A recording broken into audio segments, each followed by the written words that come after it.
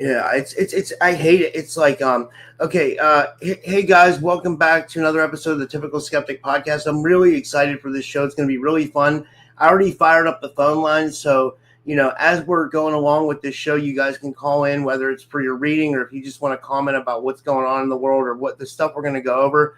And I have my good friend Matthew Mournian, and I always say this, like I got to meet Matthew 2 years in a row at the Full Disclosure Now conference, and we just kind of like got along really well. I got along with him and his wife really well, so much more than anybody at the conference. And he seemed like he was like almost like a best friend, and that's how I kind of feel about him. And I just wrote, and tonight we have Matthew Mournian for a massive night of multidimensional tarot. But we're going to start off. We're going to show you guys a bunch of like conspiracy videos from Twitter and stuff. We're going to react to a bunch of stuff. And I want to also get you guys' opinion on the whole war thing too. But, we're going to break down the conspiracy news and everything from the war to all kinds of insane, crazy shit on Twitter. And Matthew is one of the most accurate multidimensional readers out there, specializing in energy diagnostics, entity removal, psychic interference, and timeline navigation. Tonight, you can expect tarot reads, Astral, everything. Live readings for the audience. Is going to be awesome. And his website is rememberyourmission.com. And his YouTube channel is YouTube at Remember Your Mission. And I'd like to give him a big warm welcome back to the show. Matt, thanks so much for coming back on, man. How are you? Boom. What's up? Thank you for having me. Thank you for inviting me back once again. I genuinely look forward to these moments that we have on here. But yeah, it's good to see also everybody in the chat. What's up?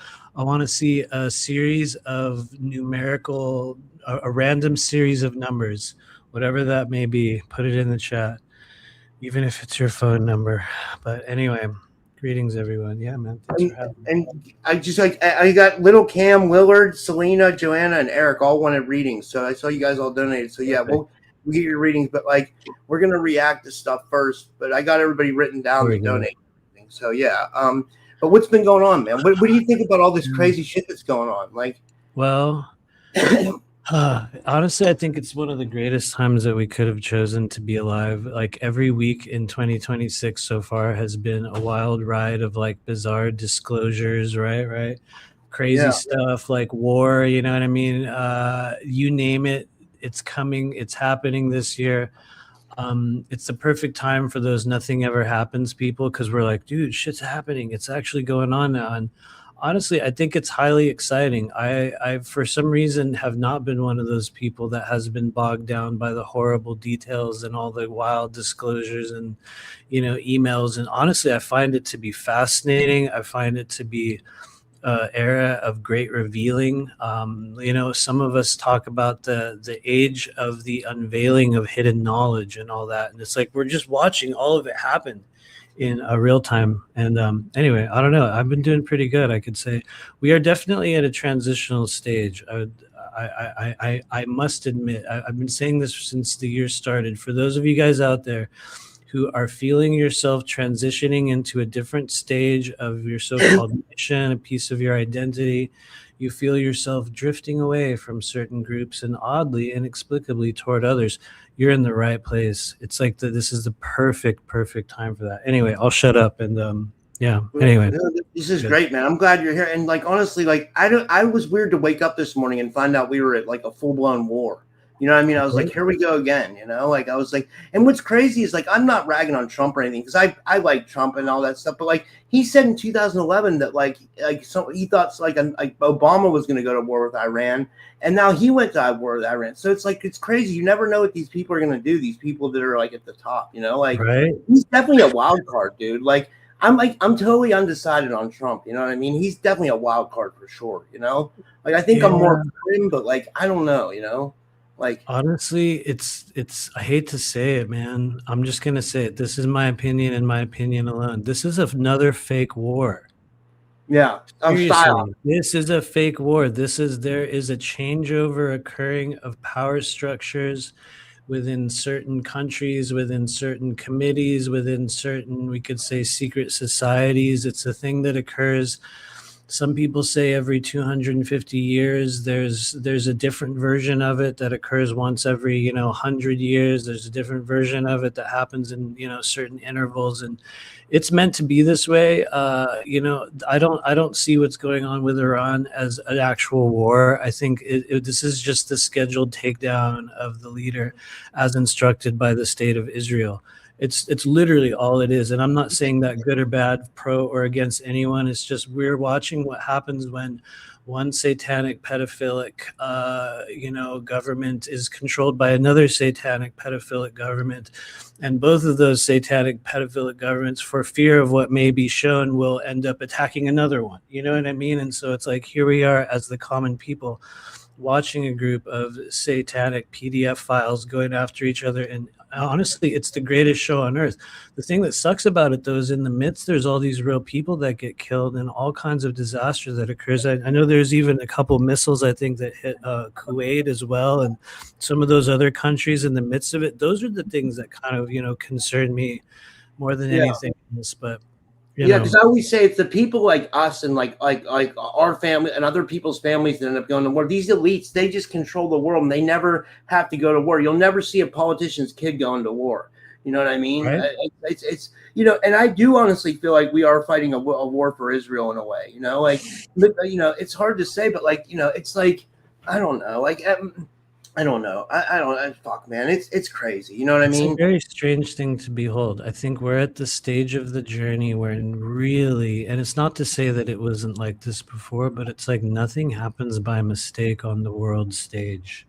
Yeah. Nothing that is publicized. No acts of war or great violence. And I shouldn't say none, but the majority of the acts of war and great violence that we see that are pushed by the media right now are really just an example of the further, mass formation psychosis and the propagandizing of cultures it takes several decades to completely kind of disarm and completely delude a populace such as America. I think I can't remember the guy's name, but he had talked about that. I'm trying to think of his name.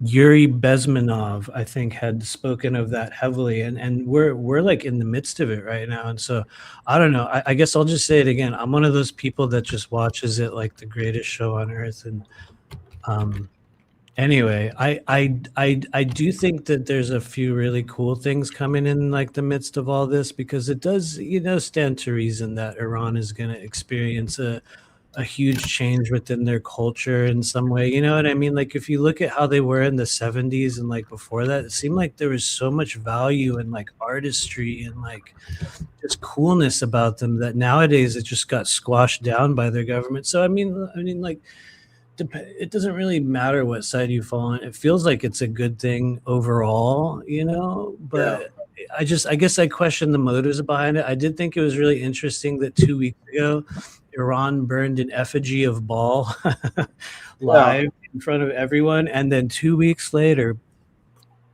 and now they're gone. What the one thing I do like is the fact that like their women are starting to stand up for themselves, because they do treat their women kind of like shit, man. You know what I mean? Like they make them covered up. I hear horror stories about women getting mutilated, people throwing acid into women's faces. They treat women like they're dogs. I hate to say that, but it's not even like. It's like barbaric, and I'm not ragging on anybody that's Muslim. It's just like, I don't know why they do that, It's crazy. Very much agree. It's so I mean, hopefully that'll change. I honestly wonder. I also question is I can't even think of the guy's name now. It's so funny. The leader of Iran. For some reason, Khomeini. Derek wanted me to bring this up. They killed him supposedly. They said there was a thing on 5 hours ago. I guess they took him out already. So does anybody really get killed in this modern age of artificial intelligence and the live forever internet phenomenon? Is anyone really dead? You know what I mean? Because depending on who you want to talk to, like they swear to God Epstein's alive, and other people are like, no, he's not, he's dead. And that goes all the way back. Like that's such a trend that's been going on all the way back to like Elvis. You know what I mean? Whenever you have a cult of personality larger than the person itself, like the name dies far after the physical body. But that doesn't, does that mean that he's dead? I wonder. I honestly wonder. It feels like a lot of people are getting switched out right now, and I don't even know if I mean clone. Just that's a good point. Yeah, that's it. And yeah, it does. Yeah, that it's something weird's going on behind the scenes. Oh, we got a call. Someone called in. I wonder who's calling. Like, let me see. This will be great. This will be great. I'd love it. Okay, let me see who this is. Hello, you're live on the air. Hi. What's up, Rob? This Matthew. Can I ask you a question, please? Because I'm pretty sure you're good at connecting curses and stuff placed on people that weren't supposed to get them. But they did it because they didn't want them growing spiritually, whatever it is. Okay, last year, Matthew, there was a woman named Sloan Bella that came into Funhouse Discord, and I never even met the woman, okay? Person I didn't. And I was talking about Astral baseball, and then all of a sudden she started telling me about stuff about my past, and I said, okay, so what are you, a fortune cookie or something? What about it? And so I found out she's like, it's okay, tell me. She said basically in my past life, on my timelines, I was Mog, a king, not king, who foresaw his death before he died. And somehow in the afterlife, don't know how, just telling you, I think the guy upstairs made him the god of his dimension. And he created the God Code program that runs the matrix of the universe. And somehow he wanted to be human again. So in result, I was born in 72. I became who I am now. I'm his vessel. Now, here's the tricky part. Ever since I almost died at birth, I've had supernatural visions, experiences, you name it. And 3 of them stick out real pretty good. One, I was standing in front of Earth, and blue flame and red flame around me going to Mars. The second one was standing on the porch, and Archangel dropped on top of me. And the third one was me standing in my yard, and for whatever reason, through my eyes, I experienced deja vu, which was what I was talking about earlier, and I saw double of everything for 3 seconds. Matrix, everything. So wait, Willard, let me ask you, because this is Willard, guys, so people don't know. Do you feel like because Derek told me, you feel like you have some kind of like attachment or something, or what's going on? Apparently, Sloan Bella, I'm going to say Alleged Protection Podcast, she loves dark power. And I'm pretty sure you know what dark power is, right? Yeah, witchcraft, yeah. And apparently, okay, she works for the CIA agency. Miss Lowdown, last year, exposed her using gematria. And apparently, she wanted to know if she was the real deal. So she kept the dots, and it showed that she did some shady stuff with her son. Well, wait. And apparently, it was sacrifice. Wow. The pagan sacrifice. You know how you sacrifice somebody for power? Yeah. And apparently, she's so invested in power that she's possessed, allegedly. And apparently, it shows occasionally whenever you talk to her in Discord, she's out of her freaking mind. But anyways, she put a curse on me. I mean, a spell on me. Okay, wait. Now, wait. Okay, I wanted you to get to that. I'm going to let Matthew respond because, like, we got to take other calls and we got to do the show and stuff. But like, thank you so much for calling, Willard, and I'm going to let him respond to you. Thank you for calling. Okay, so that was Willard, and wow. That was a lot, man. I don't even know what to say. I don't even know what he's got going on. I guess it sounds like he believes that this person, this other reader, might have put a spell on him or casted some energy upon him, and I mean, I might be wrong in that. It was a little bit hard to follow the train of thought that was being presented, but I mean, that's kind of what it sounded like. And to that, I'm going to give a very honest answer that might not, well, said in the wrong way. It could be taken, in a different manner, but I say this with love and respect. I feel as though you have been misled. I feel as though you have been pulled down a number of pathways and roads, possibly within your own mind, possibly due to trauma, possibly due to very, very real mystical events that have taken place in your life. But it seems as though, in just hearing the energy and feeling what comes through, both in your voice and also in the messages that I've seen you write in the chat, it seems as though you're at the stage right now where you're going to be aided much more by really grounding your energy body, coming back to some form of consensus reality, and kind of like rooting yourself more in the here and now versus you know, the what ifs and did this happen and did that happen, because it feels as though you have so many thought forms going in your mental body that it's going to be really hard to make sense of this or that, or if this is true or if that's true. And I say this with respect, not from the perspective that what you're saying is not true, but it just feels as though the energetic field within you and around you is just very, very mixed up right now. And it's almost like a jar that got shook up really, really, really hard. And I guess what I'm saying behind this is a time to build discernment. This is a time to reground yourself. This might even be a time to go and get traditional therapy or to get on some kind of medication that brings down or sort of solidifies or kind of just brings a baseline to the heavy amount of thought form stuff that you have going on. Because now that I've heard your voice, it sounds a lot more like elements of mania and elements of delusion more so than elements of truth. I guess, you know, feel free to not believe what I'm saying, but I say that with respect because I've seen a lot of people do readings for you, and I've seen a lot of people that have a need to perform. They want approval of those that they're reading for. And honestly, I'm past that point. I don't need you to like me. And so I'm going to tell you the truth. And I would say at this point of your life, it's time to get some help. I'll leave it there. Dude, that was a really honest.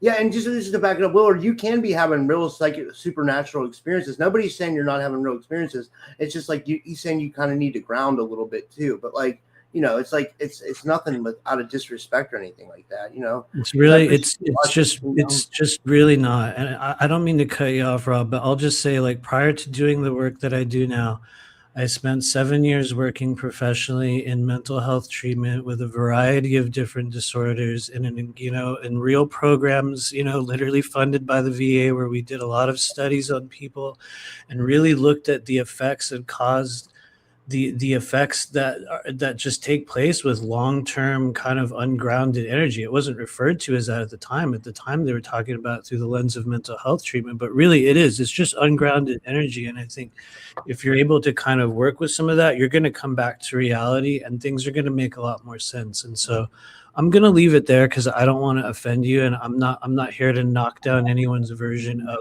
reality. I'm really, really not. It's just I'm an honest person, and I have no desire to kind of play the delusion game with anyone. Yeah, I respect that, man. Yeah, that's honestly, yeah. And if you guys want to call in at some point, you can call in 573-877-7637. Well, phone lines will be open all night. And should we go to Twitter now, or do you want to? Oh, right. Yes, we do. Yes. So we did prepare for those of you that are here as we awkwardly shift gears. I did prepare a few things that I've been looking at over the past couple of weeks that sort of tie in with the energy of the moment. And we're just going to go on a very, very brief little journey, and then we're going to do some readings. Okay, guys? So if you want to open up the screen share thing here, Rob, I'm going to put this down here. We're going to get a little bit of a perspective and a little bit of this is meant for the discernment of everyone that is here. I say this because this is a thing I like doing on our channel every once in a while, where I'll bring in videos. Usually I've noticed I get copyrighted like really fast by YouTube. I've noticed you don't, but so I have to be really careful. My channel is under horrible watch right now, but luckily these are all safe. These are all safe to play. And one of the reasons why I like doing this is because it's really useful for building psychic discernment. When we understand the frequency of truth and what does it feel like? What does it look like? And more than that, the way everything right now that's going on has been literally telegraphed. It's all been shown. And you know that old statement, they have to tell you what they're doing. We're in the midst of it right now. So here, I'm gonna cue up one and we're gonna watch it together. This is from 2014, for those of you guys can see this. I'm gonna turn the audio up so hopefully everybody can hear it. It takes a second. It's I hate when it moves, so there we go. On my screen, it says it's working. So yeah, we're good. It shows up for everybody else. So you guys, this is back in 2014. This is Elon in 2014. Ready? Here we go. I mean, with artificial intelligence, we are summoning the demon. You know those stories where as the guy with the pentagram and the holy water. And he's like, yeah, he's sure he can control the demon. Didn't work out. I take it there will be. I mean, with. So the first question that I have for everyone here is, have they already summoned that quote unquote demon that Elon is talking about?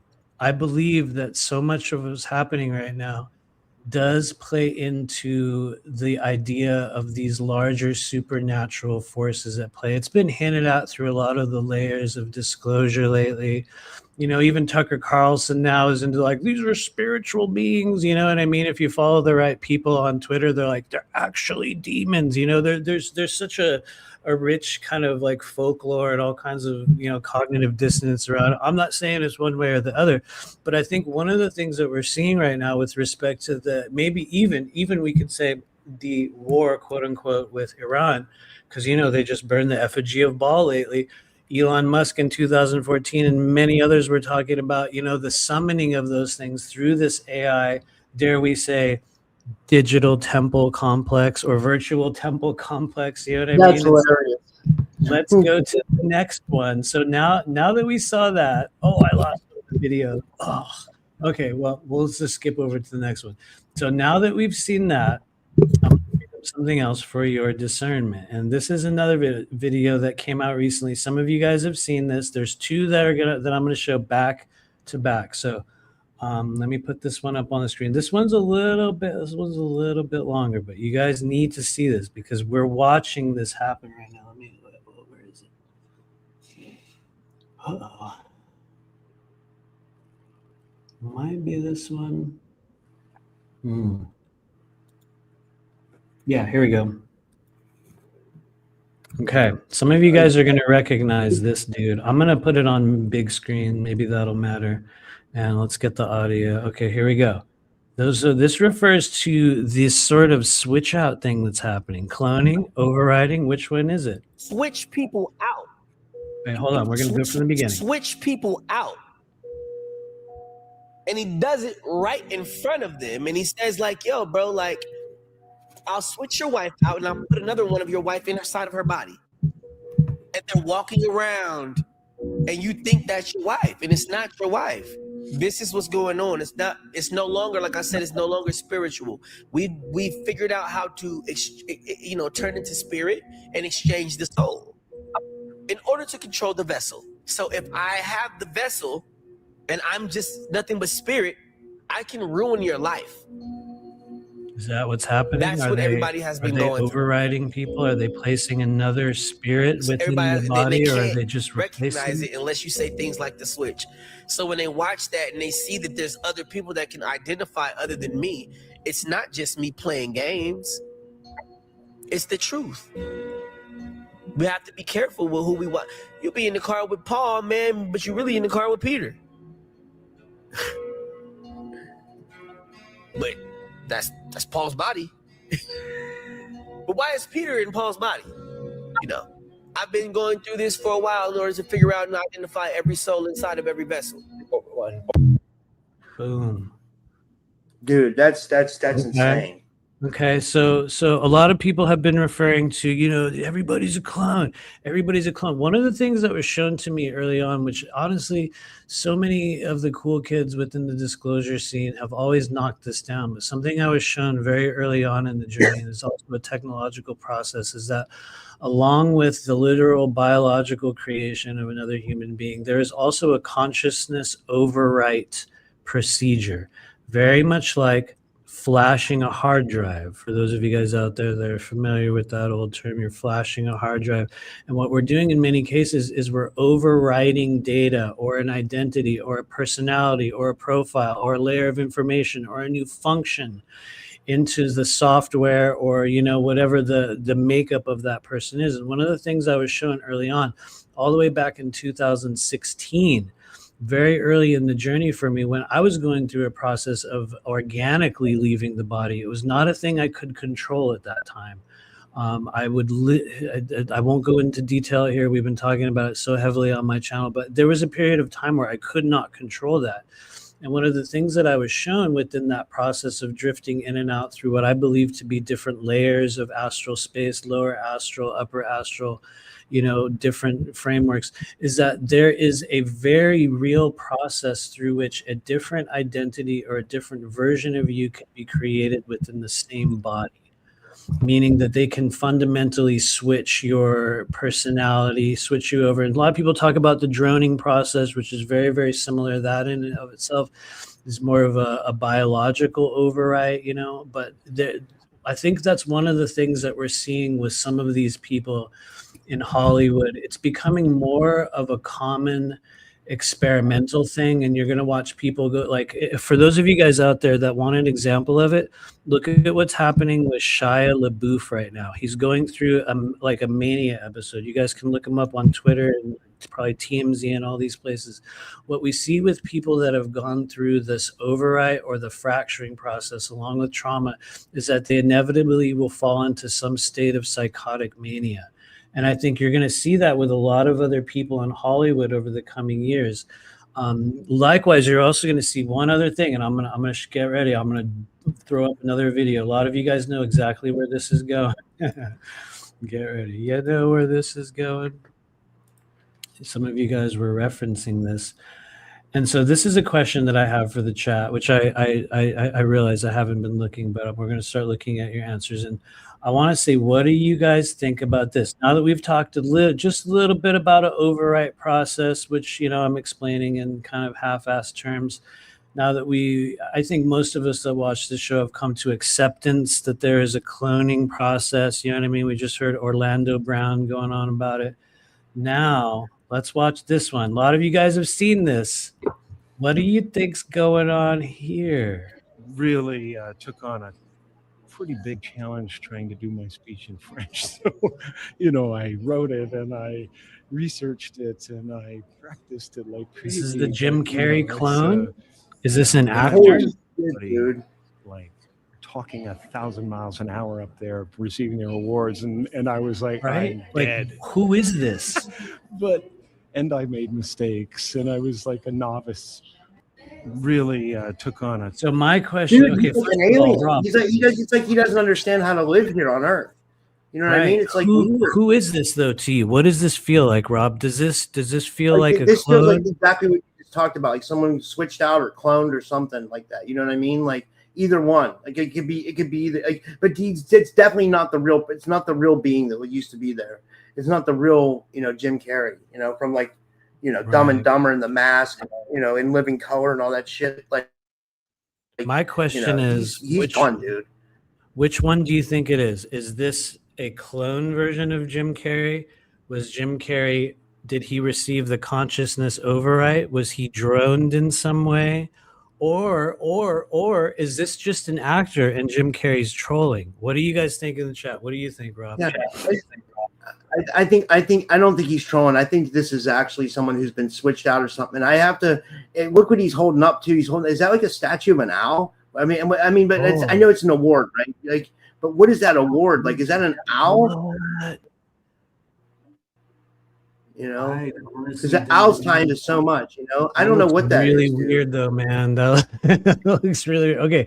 Now that we saw that, get ready. Sorry, we're gonna keep going, everyone. I'm seeing your answers. Feels like someone imitating Jim Carrey. Joanna says it's an actor. Missing Time says, well, yeah, he is an actor, absolutely. Selena says his eyes are a different color. Renee says it's not the energy I recognize. Is right. I know, it's so weird, right? Absolutely. Yeah. So let's go now. Let's find the original Jim Carrey, and you guys get ready. Like whether this is a clone, whether it's an actor, whether it's a body double. I'm gonna give you my I don't know. I shouldn't say it. I'll give you my opinion in a moment, but we're gonna watch this other one really, really quick. Okay, get ready. This is a fast one, and this is just a clip. I don't know that what he's saying. Well, it does have relevance, but. Okay, hold on. I gotta get the right window queued up here. Yeah, I have too many windows open. Okay, ready? Where is it? Could it be this? Oh, here it is. Okay. She said, Kelly, I love what Kelly said. She said, could he be wearing a mask? Like, remember he did that movie, The Mask? That's like, right. But see, they have to tell us. So could it have been the mask? Okay, get ready. People are saying not his cheekbones, giant. Selena says owls are symbolic, not his cheekbones, jaw. They're saying, and crazy, we're about right? to see the real one, guys. Okay, like, here we go. This is the real Jim Carrey. 33 vertebrae in your spine. There's 33 years in the life of Jesus. Substance that comes from your medulla, which looks like the Ark of the Covenant, has angel's wings around it, the whole thing. Trip down your spine to your sacrum, which is Christ coming down into human form. Yeah. And if you don't squander that essence, that sexual essence, it ascends again and goes back up to heaven, which is your thing. It's also the story of Santa Claus. Why he comes down the chimney is because this juice or this substance actually passes what's called the claustrum, which is where they got Santa Claus. So it goes down the chimney and back up the chimney. 33 vertebrae in your spine. There's 33 years. So, ladies and gentlemen of the jury, all those gathered here together today. What happened was, I'm thinking he sold his soul. I mean, I don't know if that's possible, or he let a demon host his body. He's hosting his body for demons, because what I wanted to say to you was, in that other video, when I looked at his eyes looked devious. He was like looking like this, like, it was like really bizarre behavior. You know what I mean? Almost like he didn't know how to act it with humanity, which makes me think he's whatever's accompanying that body is not from here, or doesn't understand how things go here, because it was just so weird, it was so off, I don't know. I definitely feel you on that one. I'm going to give you guys my opinion in a second. Let's see what people in the chat have to say. Andromeda said, there's no demons, only soul sold. Maybe. You're Andromeda, you got to do some more. There's definitely a lot of demons and astral parasites. There's about 1,000 entities in the astral. It's okay if you don't believe in them. They believe. And what's interesting? Yeah, I'm sorry. I mean, what's interesting about this, Matthew, is like, look how awake he was here. He knew about a lot of stuff. So is it possible that he could have hosted something or let something come into his body because of he thought he was making some kind of spiritual development and it just went haywire or went wrong? Something, I don't know. It could very well be that. It could very well be. So I'm just flipping through the chat here. I'm just looking at what people have to say. He does say I'm dead. Whimsical Wednesdays say that was a comment I noticed in New England Dirt Road. He says the original Jim Carrey was completely into internal and spiritual health. He was, and I wonder what caused him to turn that way, because I don't know if you guys remember Isaac Cappy. He had talked about how he had a 5-hour conversation with Jim Carrey, and he claimed that Jim Carrey was trying to get him to help him make a deal. Now, I'm not saying that I believe that. I'm not saying it's real or it isn't, but what I do believe, and maybe I shouldn't say I believe, my current working opinion is not going to be one that people like. Just because I really felt into this person that presented as Jim Carrey, and no, it's not him. I actually believe that, I'll just say it. I'm sorry, everyone. I think Jim Carrey is trolling everybody. I think that he hired an actor to go do something for him. I think that if it was not him, that's an actor. It's so far from what I think would have been created by a clone, because they can create an absolutely identical version of you, which is how we know Joe Biden was not a clone. Because if they really would have made a clone of Joe Biden, he would have looked like the real Joe Biden, not like that actor. I can't remember his name now, but there's an actor with the IMDb page who literally is Joe Biden. Just so you guys don't know this, for those of you guys that haven't found, I'm trying to remember his name. You can look him up. The actor that did a little bit of Joe Bidening was also featured in a certain pharmaceutical commercial. And then there was another actor that they used for a short time that I think they didn't use for very long. That's the one that has the IMDb page. But I think in many cases, like at least in this situation, I don't think it's a mask. I think it's either a double or an actor. And I'm not saying that Jim Carrey's dead or alive, because it makes sense that the Illuminati might want to take him out at some point, just for the way he was changing or shifting. But at the same time, I really don't know, and I'm not trying to pose this to everyone that's watching as being absolute truth. I'm learning it and kind of forming opinions the same time as you guys are, which I'm going to be real with you, and someone's not going to like this. I think that's what separates people like me from a lot of the other people that will come on shows like this and tell you, this is how it is, everyone. I received it from, this being that I channeled, or the galactic, federation. When the reality is, it's much more dense and it's far bigger than that. So my opinion is it's not a clone.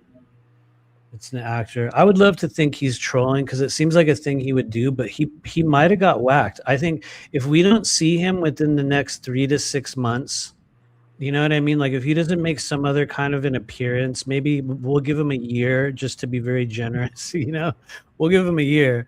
If we don't see a different version of Jim Carrey in that time and we see this fake version, because I mean, look at what we're seeing on the screen here and what you guys just saw. There's no way. No rational person would say that's Jim Carrey. But then again, no rational person would have said that was Joe Biden. And we had, what was it, supposedly 80 million people that were like, okay, you know what I mean? And it's like, what? How? So anyway, what do you? Dude, I just like I go with the theory that he might be hijacked, and the only reason why I say that is because I've seen other people get hijacked, in our community, people I've dated, and like it's a weird thing, dude. Like and then I don't even know how to explain it. You know what I mean? You just start acting completely different, and you're like, this cannot be anything else but this person's completely like, they've opened themselves up to something that they shouldn't have, and like I don't know. Maybe I don't know. I could be wrong though. I don't. I'm open to everything. That's one thing about me. I really feel that could very well be true, regardless of whoever we saw there. It wasn't Jim Carrey. I feel like everyone that's watching can agree in some way that's not him. Whether he got overwritten, whether he got droned, whether he got cloned, whether he got whatever replaced. Like what was that, Orlando, whatever his name was in. Yeah. It's happening. It's definitely real. Look what happened with Eminem. I mean, is there anyone on earth who still actually thinks that the Eminem that we see now is actually Eminem?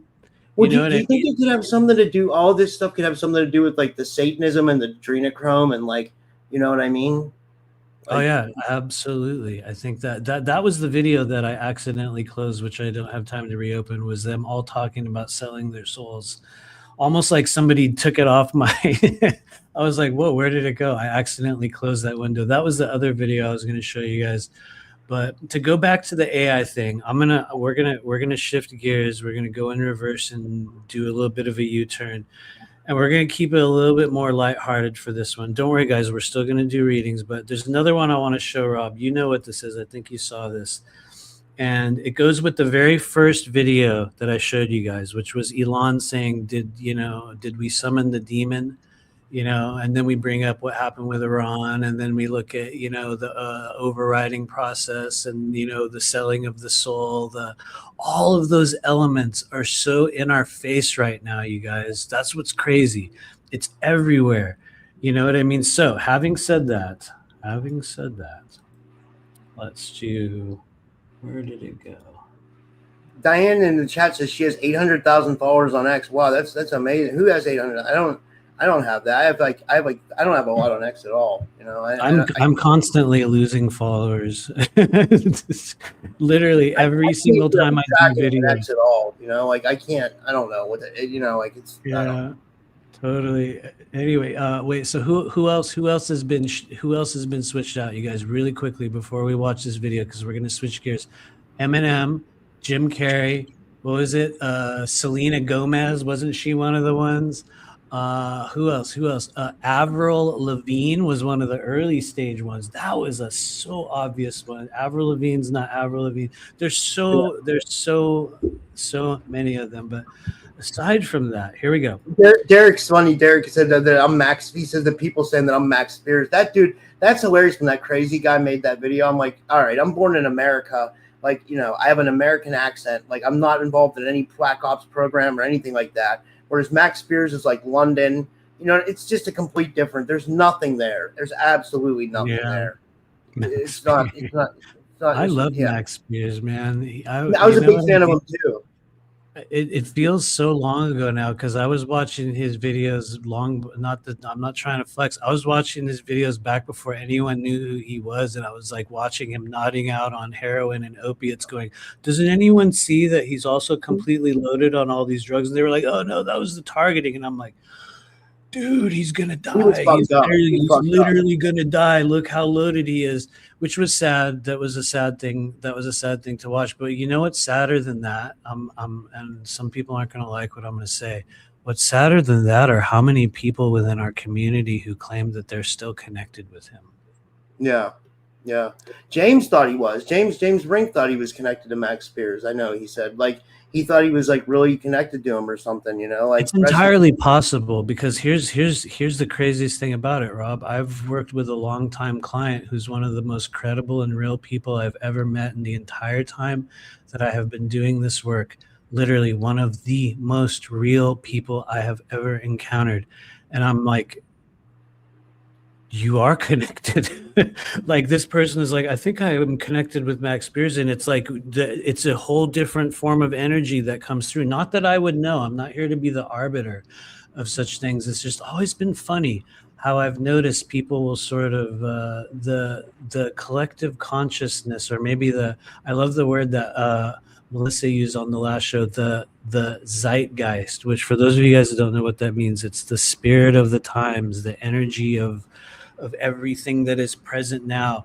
I think within the sort of multicultural zeitgeist, it's a very appropriate delusion to think that you're like connected with these people and like that and those people, and there's honestly nothing really wrong with it. It's just at times I sort of feel into those things and I'm like, really? You just have to sit there and be like, yeah. Yes, you are. Yes, you are, you little star seed. Yes, you are.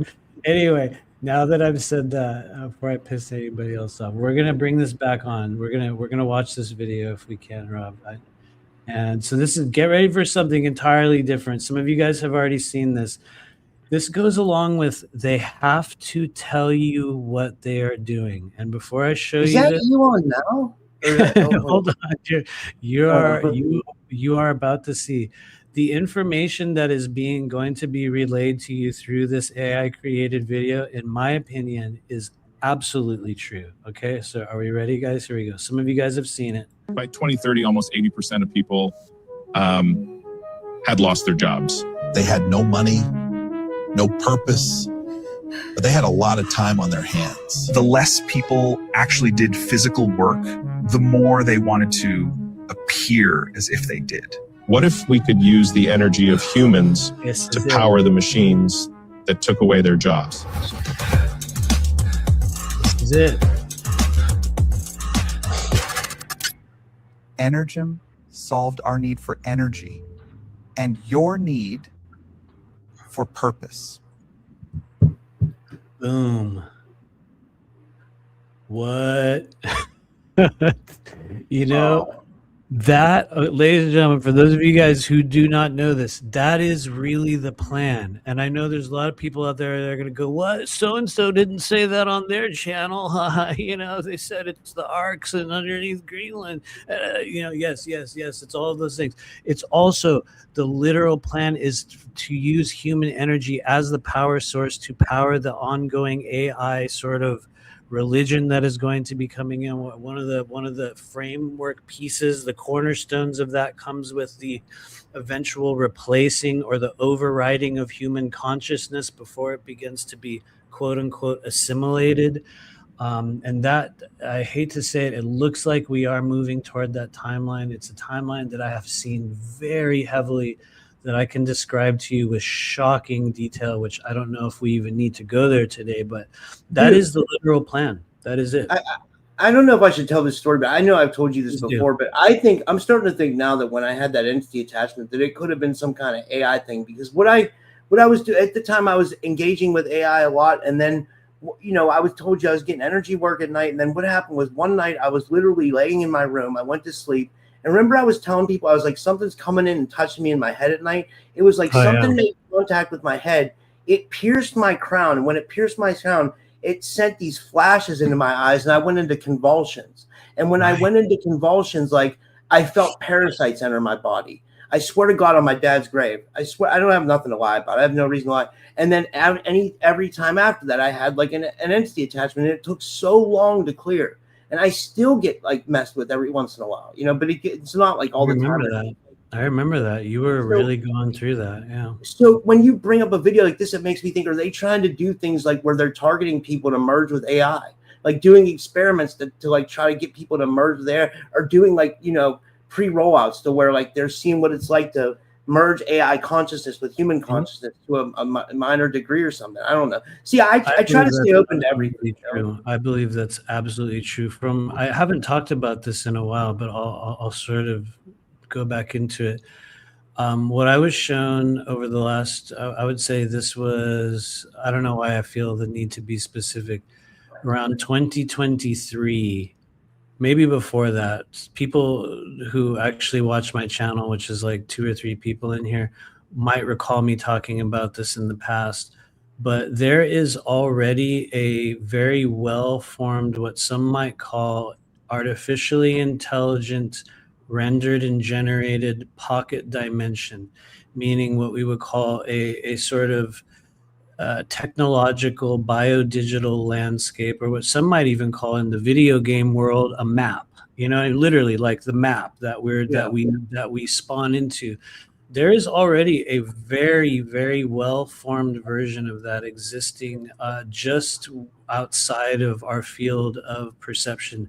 Over the next, I would say, just to give a ballpark number, 5 to 10 years, although it's going to happen way sooner, people are going to be tapping into that with much greater efficiency and much greater accuracy. There's many people that already are, and there's a lot that can be done within that space, but there's also a lot of dangers that come with it.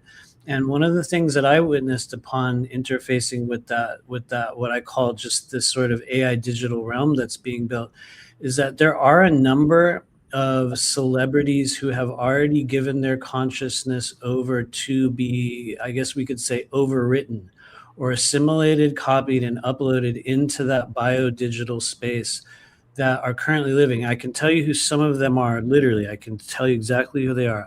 And some people are going to cringe and go, "Oh my God, this is so dumb," and that's cool. I encourage you to do so.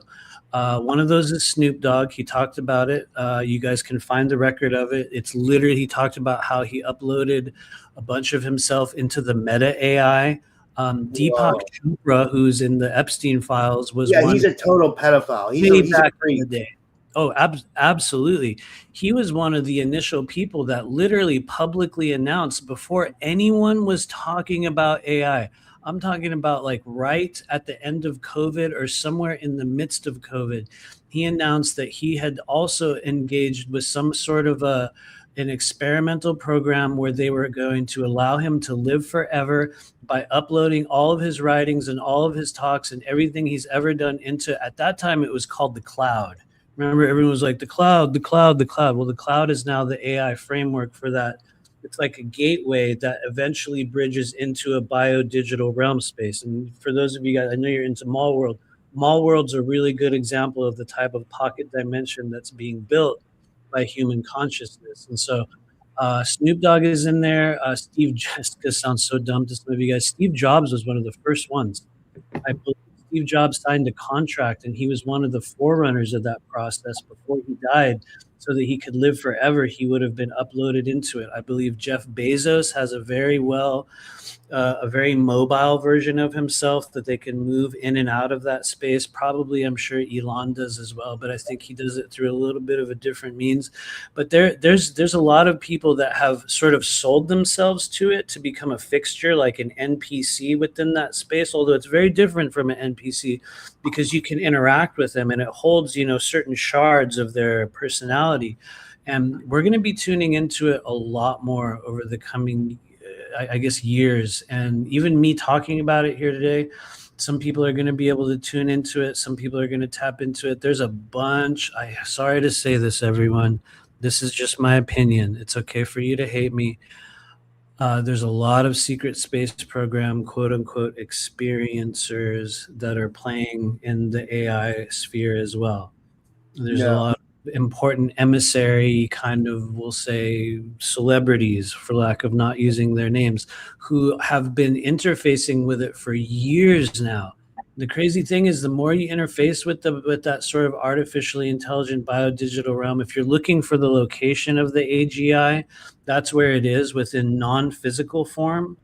You know what I mean? And so anyway, I could go on and on about it. I feel like this is my idea. Like I said, I just read this comment in the chat, and I love what she said. So I love what Louise says here. She says, who would want to live forever? Let me just put it up. She says, who would want to live forever? She says, I struggle getting through the day. So I think a lot of people kind of feel like that. But I also feel like Earth can be great, too. But, like, I think if they're going to make some kind of metaverse or something, and maybe Mall World could be a test pilot for that. That's like, literally they're it. not going to make it a happy place. You know what I mean? It's going to be just like it is here. A lot of duality and craziness and, like, control I could see, you know. Oh, totally. I think what we're going to notice in the coming years, and for those of you guys that think I'm crazy, just hang out and listen, and when one of your favorite social media influencers tells you about it later on, you can go, oh yeah, they said it's real, so now it's real. But we have the ability to create those dimensions. We are right now, I think for most people, one of the first ones you're going to grab onto is the artificially intelligent generated version of that. Which is a very real place. But I think I heard you referencing this possibly on another show recently where you were talking about Mall World.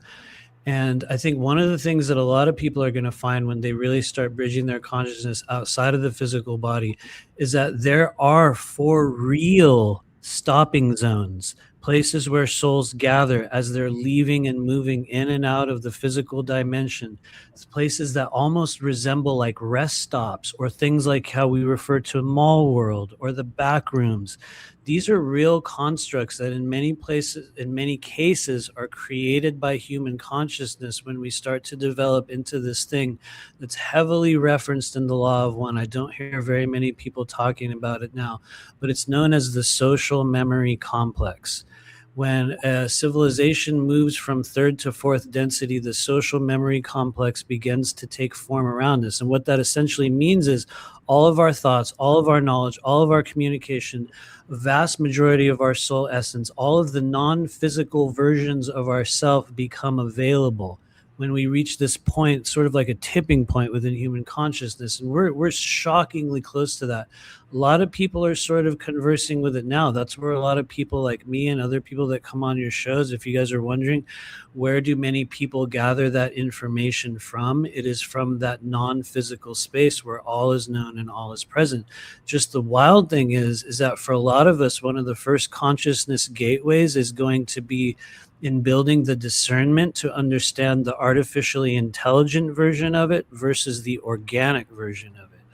And it's a very confusing thing at first, but anyway, not to go on and on. I wanted to bring something up. Like, go ahead. This is another place that I kind of talked about. I didn't know if this, like, so I had this guy on back in like 2021 or 2022. I learned about him on Coast to Coast. His name is Richard Martini, and I just had to look it up on AI to see who he studied from. But like, he wrote books called Backstage Pass to the Flip Side and Hacking the Afterlife. And he learned from that guy, Michael Newton, who was like primarily like, you know, like doing like QHHT before dual scanning, but it was like a more, I guess, like not as raw. I don't know. It was, you know, but like, anyway, he was taking people on hypnosis and they were going to like this middle place. Like it was like a classroom, you know what I mean? Like where people would go and they would like learn, you know, like it was like a life between lives or something like that. Do you think that's literally real? The life between lives is absolutely literally real. It is a place that we will all return to upon leaving this body. Notice that I didn't mention a soul trap. It is a place we will return to upon leaving this body. It's a place that you, in many cases, can interface with in this life as we begin to sort of loosen the ties that bind us into this physical body. You can literally, very effectively exit the physical body and begin to interface with these realms in your own way. Now, there's a lot of varying versions of out-of-body travel and astral projection. There's interfacing, there's true out-of-body travel. There's many different gradated versions of it depending on the density in the body. But a lot of people are going to be perceiving those. If you're having those dreams in which you're awakening and or you're some vision in which you're in the, the mall world or the back rooms.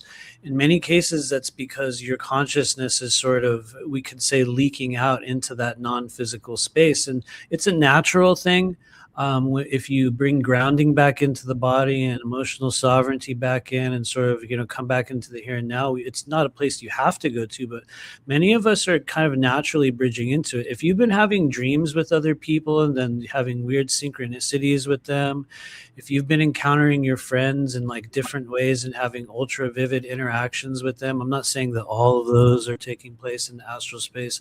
Some of them are sort of simulations that we play with within, the energy body. There's different versions of that, but I witnessed the in-between space firsthand, like in my own experience in 2016, when I was working with a woman named Henda, who literally teaches people how to out-of-body travel. She's one of the most amazing teachers I've ever had in this life.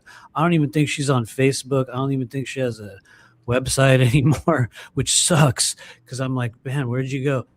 But during that period of time, I was able to bridge into those in-between spaces. In fact, I got caught in them a number of times. I couldn't get out. Not saying like I couldn't return back to my body. I just couldn't pass through the barrier into other realms beyond it. It was one way to describe it would be like getting stuck in mall world and not being able to leave it other than going back to you. It was like I had to encounter a lot of times where I would try to astral travel and I would get brought to a space and I would see other people there that were, some of them I could tell were dreaming. They were literally in a dream, like they were in a sleep state. Some of them were fellow travelers. Some of them were sort of apparitions or shades, what I call shades of a person, meaning that it's like an element of your energy that persists through space and time. And there were even beings that were, their sort of role is to sort of staff those in between kind of places. And so anyway, it's a very, very bizarre thing. I don't want to take up all of our time tonight going on and on about it. Because but I just wanted to say, I've been writing down everybody who wants a reading and anybody who's done it. We got Little Cam. We did Willard already, so we're done with Willard. We got Little Cam, Selena, Joanna, Eric, Andromedan, Mary H, Kelly, and Kiki Erica. Cool. Okay, let's go. We're gonna shift gears into reading time. From now on, we're gonna get super serious, everybody. Okay, no more jokes. Let's do Eric first, because he was kind of the first person that popped up on the chat. And then we'll do Little Cam next, because I know Little Cam was actually from last show, but he kind of rolled over into this show. Is that? Yeah. Okay. I'm going to put my reading hat on. So here we go. Dude, go. That's a dope hat, man. What is that? It says Heaven's Gate away team, but dude, that's insane. That's if anybody knows the story about that's hilarious, dude. I'm going to wear it like a mid-90s Texas trucker style. So it's like, fuck yeah, man. That's dope. That is dope. I love that. Anyway. Okay, who's up? Who's up first? Got Eric first.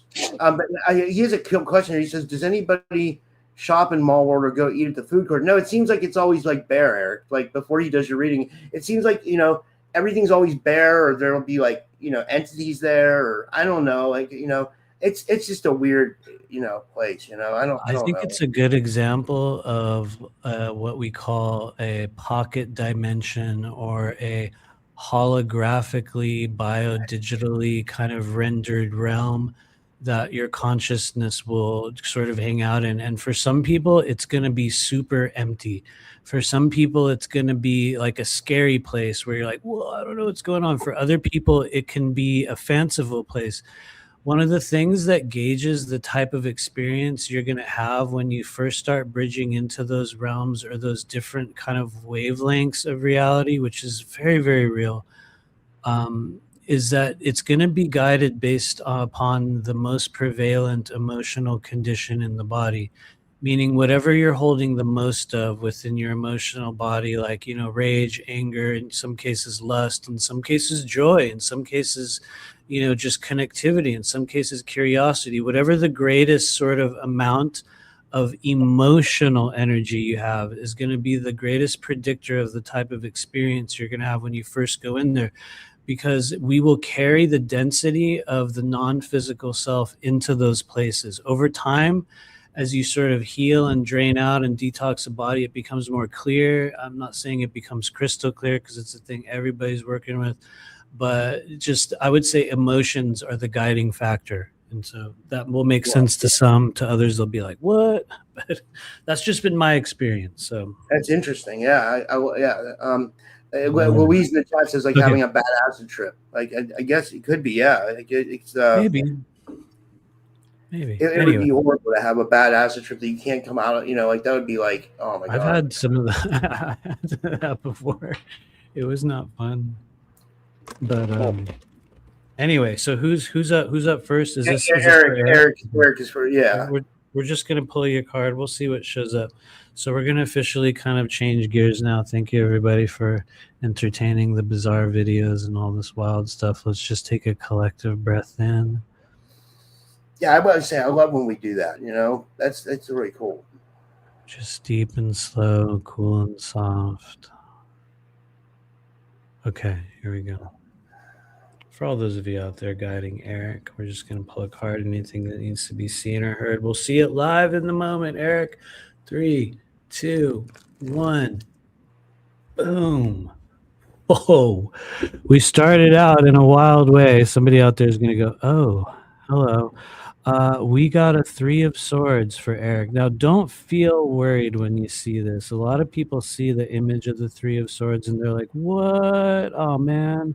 This is bad, right? Well, I mean, here's the thing. 3 of Swords isn't necessarily meant to be a good time. It's not describing that, but it doesn't cast that upon you. It's not saying that's what you're in for.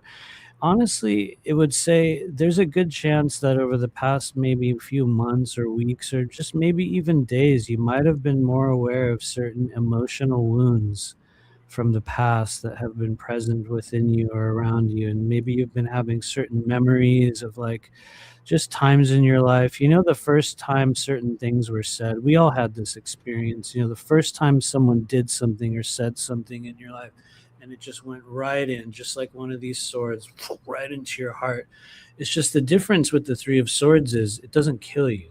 Nobody bleeds from the 3 of Hearts. Nobody dies. It's energy lodged within the emotional body, and it tends to be just old wounds that will sit there. And every once in a while, someone will say a thing, or you'll have somewhat of a similar experience, or you'll see it reflected within conversations of other people, and it'll bring your mind back to that time, or that one person, or that one moment, or that one thing. And that's the 3 of Swords. It's the wounds that persist in the emotional body, oftentimes pertaining to just, mournful emotions. It goes through the lungs, it goes through the heart. So there's forgiveness at times that's needed.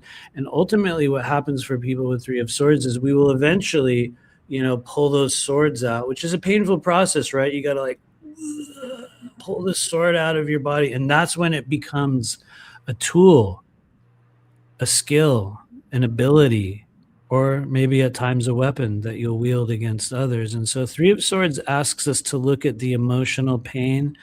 Sometimes we hide, sometimes we know it's there. And it's really not a bad thing, because on the other side of this is greater power, greater clarity. It's just, if you're ever wondering what to do and a 3 of Swords comes in, Spirit is saying, look into the emotional body. Look into the wounds that still persist. They're blocking you from an element of power in your life in the days to come.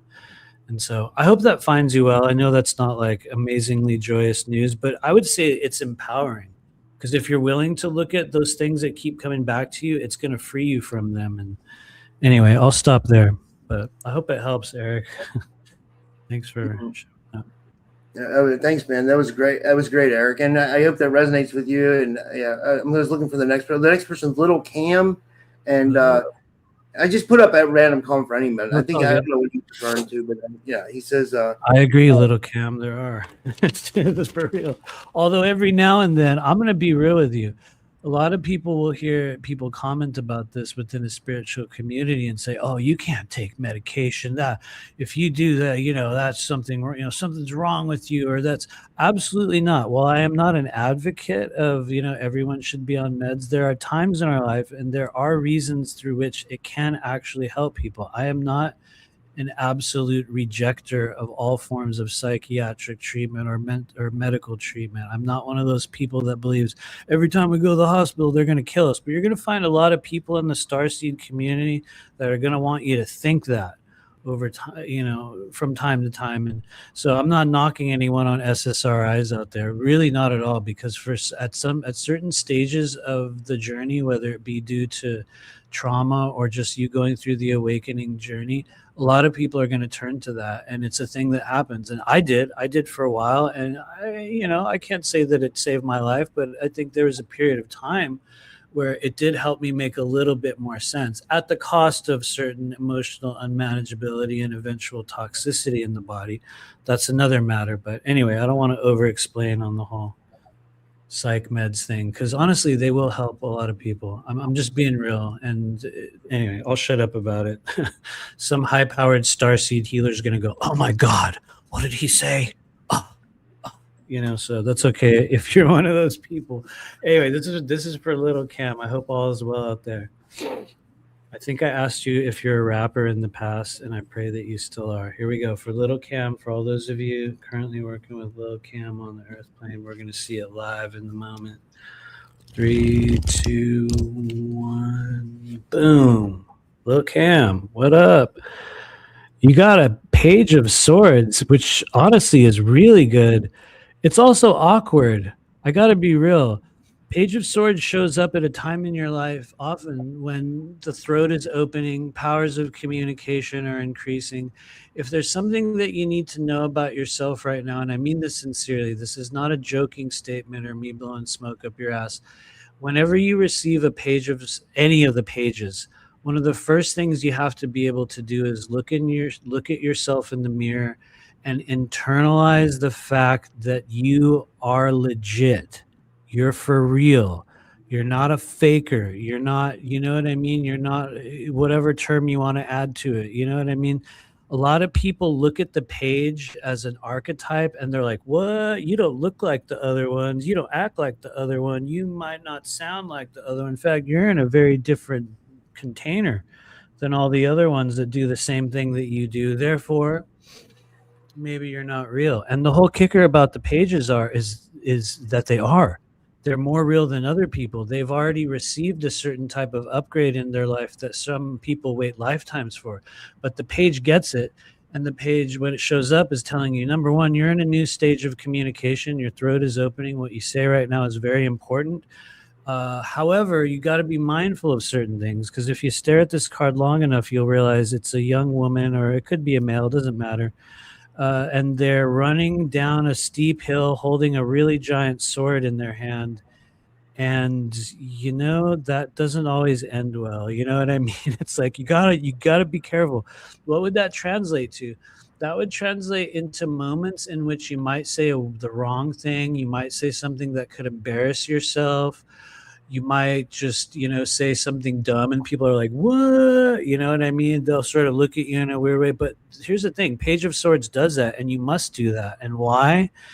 Because Page of Swords has a special ability that honestly, all of the cards in the world of tarot as a character, each one has a special ability. Some are amazing. Some are like, okay. Page of Swords has a really good one. Page of Swords can literally say what everyone else is thinking, and they're too afraid to say it. I often describe it like the story of the emperor has no clothes, and there's one little kid that's all, why is he naked?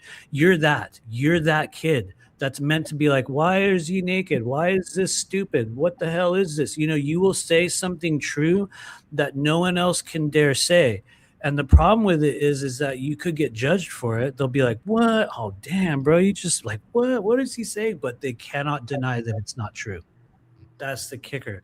And so if you can recognize that you are legit and be vulnerable with your communication, the pages go farther than everyone else. They're all really cool. And anyway, I'm going to shut up on your page, but to me, that's a very good thing. I would say just don't be afraid of telling awkward truth, because you'll save someone's life by saying some shit that no one else can say. You know what I mean? So hold that and use it wisely.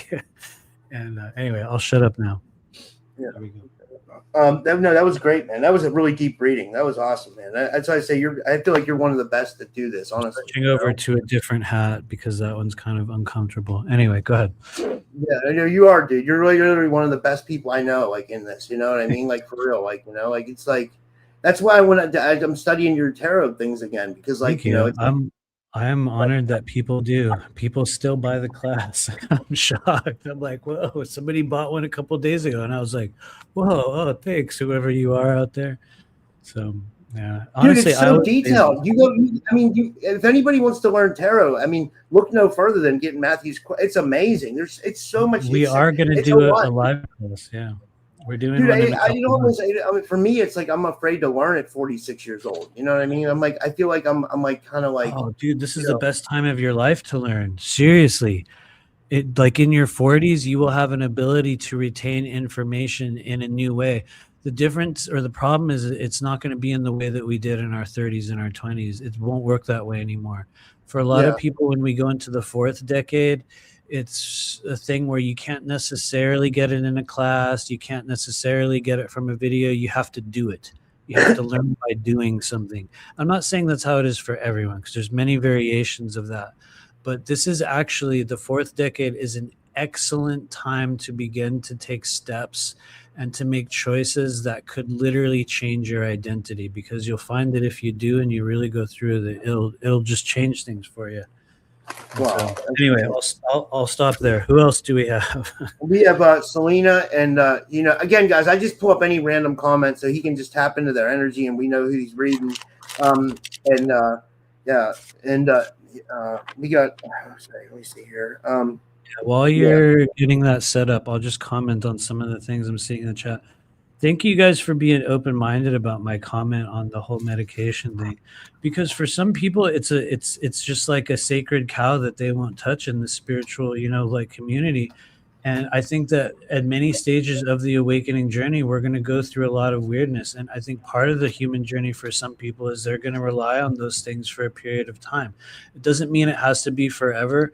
And I'm just one of those people that doesn't pass judgment on those that do. But you'll find people that will. They'll be like, you can't do spiritual work if you're on certain medications. And I'm blessed to say that I'm not anymore. But you know what I mean? Like, I think it's a thing that we have to come to acceptance of within our community. And anyway, I just appreciate people's comments on it. But I must also say, I'm so not an advocate of like just taking shit now. You know what I mean? Like I'm really, really not. I'll be real. I don't even smoke weed at this point. I'm not saying forever. I will again. I'm not anti-weed. I'm just saying like there's periods of time where it's like, for me at least, it has to be like nothing. You know what I mean? Yeah. Which is not purify yourself. You're saying there's a point where you purify yourself.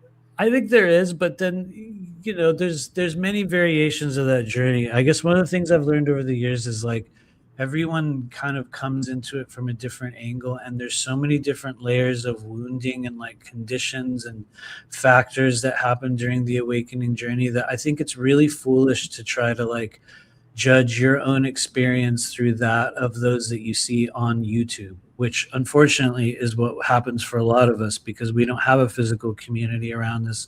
Most of us don't have a family that's like, yeah, I believe you. You know what I mean? Most of us are kind of a sole agent out in our world. You know what I mean? And so we judge our experience through the testimonies of others. And I think at times that does a lot of disservice to people in our community because I'm going to be real. Most of the people that get propped up are usually fake.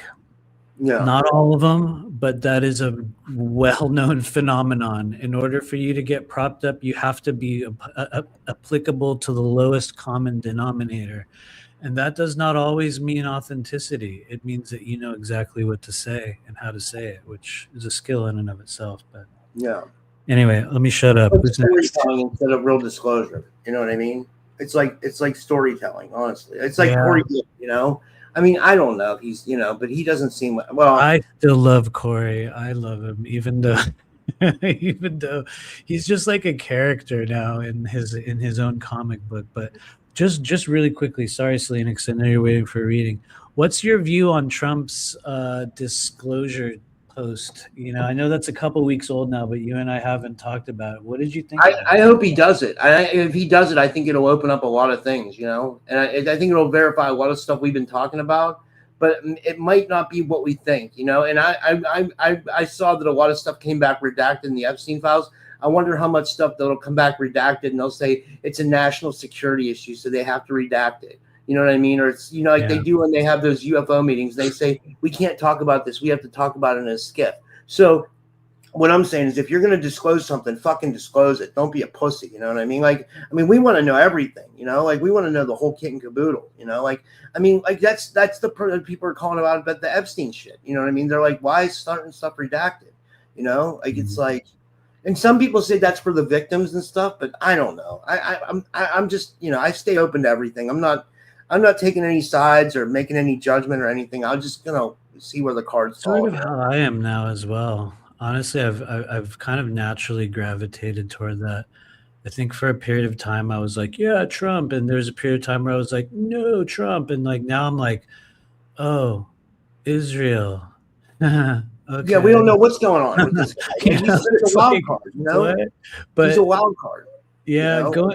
Going back to the disclosure post thing, I'll just, because I've already kind of, I think I talked about it on my channel. Anyway, who knows? But I don't see it really going anywhere. I think that we're going to be given a continuation of a partial disclosure timeline. I think that part of the reason why they were granted permission to talk about this right now, on one hand, is to sort of distract from other disclosures. I think on the other hand, it's an inevitability that they're going to take some layer of, you know, disclosure to a next level, but it's not the one that you're looking for. And ultimately, when I look under the hood of what I think is happening, it seems as though it's being used to usher in the furthering of the one world government, AI, governing body, you know, like religion thing. You know, it's we're going to be taught through some form of disclosure, more than likely that the ETs are demons or something along those lines. And then we're going to be shown a lot of military craft. You'll get 20 versions of the Tic Tac video. Yeah. Which, God, is that so old and tired now or what? It's like, oh, yay. Cool. You know what I mean? It's like we're so far beyond that, and this is old news to everyone here. I don't think we really need it. Do we? We don't. I think for the greater awakening of the world, you know, I think it would do a lot. I think it would shock the world if everything came out. Like if they laid all the, which they will never do, but it could be eye-opening possibly, you know. But I mean, you know, you never know what you're going to get. You know what I mean? It's just like, you know, about the Epstein files, Selena in the chat, she said they're redacting it to protect the pedophiles, which absolutely could be true. And I was thinking, if I was a parent in this day and age, after watching Sound of Freedom and hearing about the Epstein files and everything else we hear, I'd be scared to death if I had kids, you know? Yeah. I really would, because the things that they're doing is really like disturbing. You know, it's like, it's I don't even, you know. It's so some of the stuff in the Epstein files made me think: is this even real? Is it like what were? Is this? It's like it's almost like it's hard to fathom. You know what I mean? Right, but I don't know. I really feel you on that. I do believe that it was curated to such an extent as to flood the zone. A lot of you guys have heard me use that term lately, flooding the zone, meaning they just pour in such a massive amount of bizarre, confirmable stories and data, and it's like dump this certain set of emails, but leave those ones out. You know, I mean, like everyone knows how that process goes, but I just think it's really bizarre to watch how somehow every element of our society is referenced within those disclosures in those files. It makes me wonder, like, to what extent are they creating the scapegoat out of this Epstein thing? It's almost like if we can tie every single piece of every single conspiracy to this guy, then that proves that none of it's going on now, right? And it's all over. You know what I mean? And it was him. He actually did it. When the reality is, and I know people don't like it when I say this, I'm sorry. There will never be a time on earth in which these things are not happening. Yeah, and you know what? I think there's a lot more Epsteins out there. We just don't know about them, and we probably never will because they stay hidden in the shadows, you know? But they're the people that are going the black internet market and the human trafficking, maybe off-world trafficking and everything else. Right. Yeah, I know, right? The off. Well, yeah, see, that's the one. But anyway, I don't mean to go too far off. I was just curious what you thought of that. I think it's good. Don't get me wrong. I'm like not a black pillar, you know, quote unquote, whatever that What's means. that mean? What's a black pillar? What's that? It's one of those people that think it's all doom. It's all fake. It's all evil. It's all the end. It's like, I'm not saying that. I'm not like a doomer on that. Honestly, I consider myself to be, unfortunately, a realist when it comes to these things. And at this point in my life, it's like the only thing I can do, you know, is call it the way that I see it and I feel it. And I'm not saying it makes me right, but I've been right. I've been right about a lot of it already. Yeah. So has a lot of other people. I'm not the only one. So I'm not trying to claim anything, but it's like a lot of you have as well. We all have, like everybody in the chat. We're like, well, yeah, we said that was gonna happen. Then it's happening. Oh yeah, well, we knew that was gonna boom, and now it's happening. That's why I think, for one perspective, if they do some like half-assed disclosure announcement in the next 3 months, right before, you know, we take over, you know, Mexico and Greenland and Venezuela, and Iran becomes Israel. You know what I mean? Iran. Dude, you know what? This is like a big move for Israel. Like all they want to do is the U.S. and Israel. They want to take over that area there. They want to insert their own choice of dictator, like they did in the 70s with the Shah of Iran. And then, you know, they want to basically control the country. You know what I mean? Like, and they put it through the way that they're giving the Iranian people their freedom, and that might be great because the women do get treated like shit, and I don't want to have to see them wear the shit they wear, and but what's the cost for the people? Like, who are they going to put in as a leader if they win this war? That's what I have to question. You know, like right. You know. It'll be just like in Venezuela and just like in Mexico. It'll be a pre-approved person, just like they did in Iraq. You know what I mean? Just like they did. Didn't they do that in Afghanistan as well? And you know what's crazy? While we've been talking, I just got a call from a blocked number on my phone. I wonder if that's me getting the call. You know what I mean? It was like so and so got. I swear to God, I'm like, what? Dude, no, you better know Hillary Clinton's gonna fucking, you know what I mean? Honestly, dude, let me just tell you something true. Earlier today, my email was attempted to had like what was it, like 20 attempted hackings in a row earlier today. I swear to God, I can screen share the shot of like all these, like, we have received an alert on your email, and it's for email addresses I have not used in like 10 years. You know what I mean? And then here I am doing the show, and I get a call from a literal block number on my phone, and my phone blocks all incoming calls. So let me just say this for the record. I stand with Israel. Okay.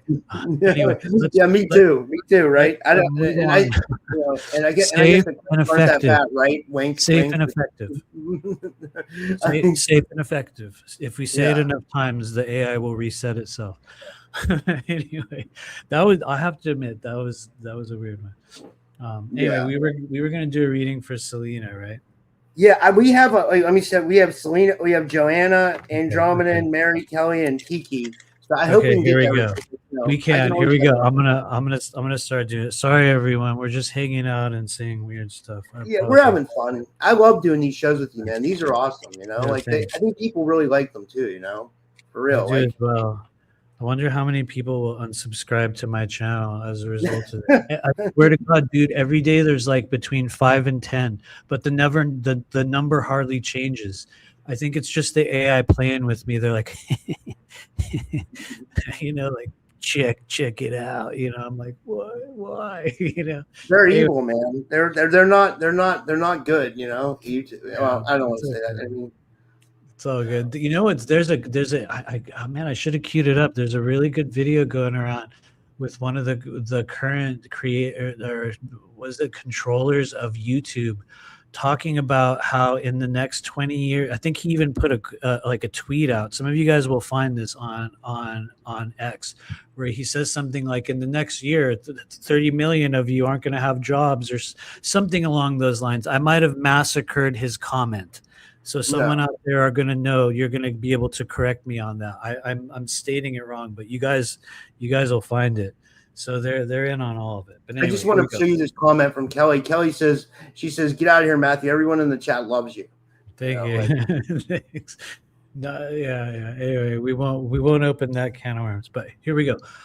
Thank you. And this is for Selena. Here we go. Right. I'll put her back up on the screen. Take a breath. For all those of you guiding Selena and the energy of the moment, anything that needs to be seen or heard or acknowledged in 3, 2, 1.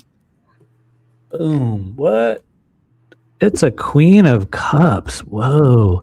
She hasn't been around a lot lately, Selena. That's an interesting one. You guys, Queen of Cups is a very peculiar figure in the world of tarot. I will start out by saying a few facts, and because I know a little bit about you, Selena, we already know this is kind of true. Queen of Cups knows way more than everyone else around her realizes that she does. She's been watching people. She's been observing. She's been picking up knowledge in the background. She's been sort of figuring things out in her own way and just sitting in the back going, kind of looking around, watching everyone. And it's because this is a naturally highly intuitive being that will need certain things in order to really experience the power and the abilities that they hold. And the first thing is that they need grounding. In some cases, the Queen of Cups is too grounded. In some cases, she's grounded in reality. And in some cases, she's ungrounded herself and is more focused upon what she's holding in her hand than on where she is in the moment. And if you notice what she's holding in her hand, I know you know the story, Selena, it's a cup. And the cup is covered. And that's an important thing because one of the biggest needs, or we could say missions for the Queen of Cups, is to gain self-knowledge, to learn who am I really? What do I really love in this world? What do I really hate? What can I not tolerate? What do I really believe? What do I not believe in? To know the self above all else. If the Queen of Cups maintains and builds her knowledge of self, she's going to be able to understand truth in ways that many people can't, which is also a problem for Queen of Cups because they can be outcasted for the things they know. They can be seen as weird. They can, people will look at you and be like, what's that bitch in the corner doing over there? You know what I mean? Sometimes they'll look at you and be like, what? Who are you? They'll misjudge Queen of Cups. And that can happen. Queen of Cups can misjudge herself. Why? Why would she misjudge herself? Because she needs to know what it is that she really holds. And so knowledge of self, also learning to deal with their own sort of hidden elements. Not to say you got a lot of hidden elements. I'm just saying it's just a thing for Queen of Cups. Like they got to be very particular or careful about what they're hiding from the world at times because they might hide too much and that can be a problem. So it's really about knowledge of self, emotional sovereignty, building grounding, or in some cases, I'll just be real. Some people won't agree, but in some cases, even knowing when to unground the self. Because for characters in the realm of cups, that can be an issue. Groundedness, when to release emotions, when to hold emotions, how to express them. It gets weird in the realm of cups, and it's always has to do with emotional wounding. Like, I mean, if you're just looking for clues, when we see the Queen of Cups and we're like, what should I be healing right now? Emotional wounds, things that keep us ungrounded, and the stuff that we hide from the world, and probably other things, but those are usually the main categories. But just know the more you do that, the more intuition awakes within you. So I guess it's a good thing in a way, right? It's also kind of isolating at times because you'll feel very alone. All the Cups characters have that. Anyway, I'll stop there. I know we have other people. I hope it helps. Yeah, dude, I think it's amazing. I don't want to get you, but I think it's amazing that you designed this whole system of multidimensional tarot. You know what I mean? And I know you said you just kind of sat there in California one day and took notes from an old lady or something. And that's now what I did. Yeah. When you go through the course, it's so detailed. It's amazing, dude. But you know what I mean? Certain people in this community really impress me with what they've been able to do, and you're one of them. For real, man. I really appreciate that. Yeah, thank you. It's And kind of the other thing is our next reading. I just wanted to put this up. Her comment is, she said she re-listens to the class recording too. Thank you for doing that. It's that. First off, that is literally true.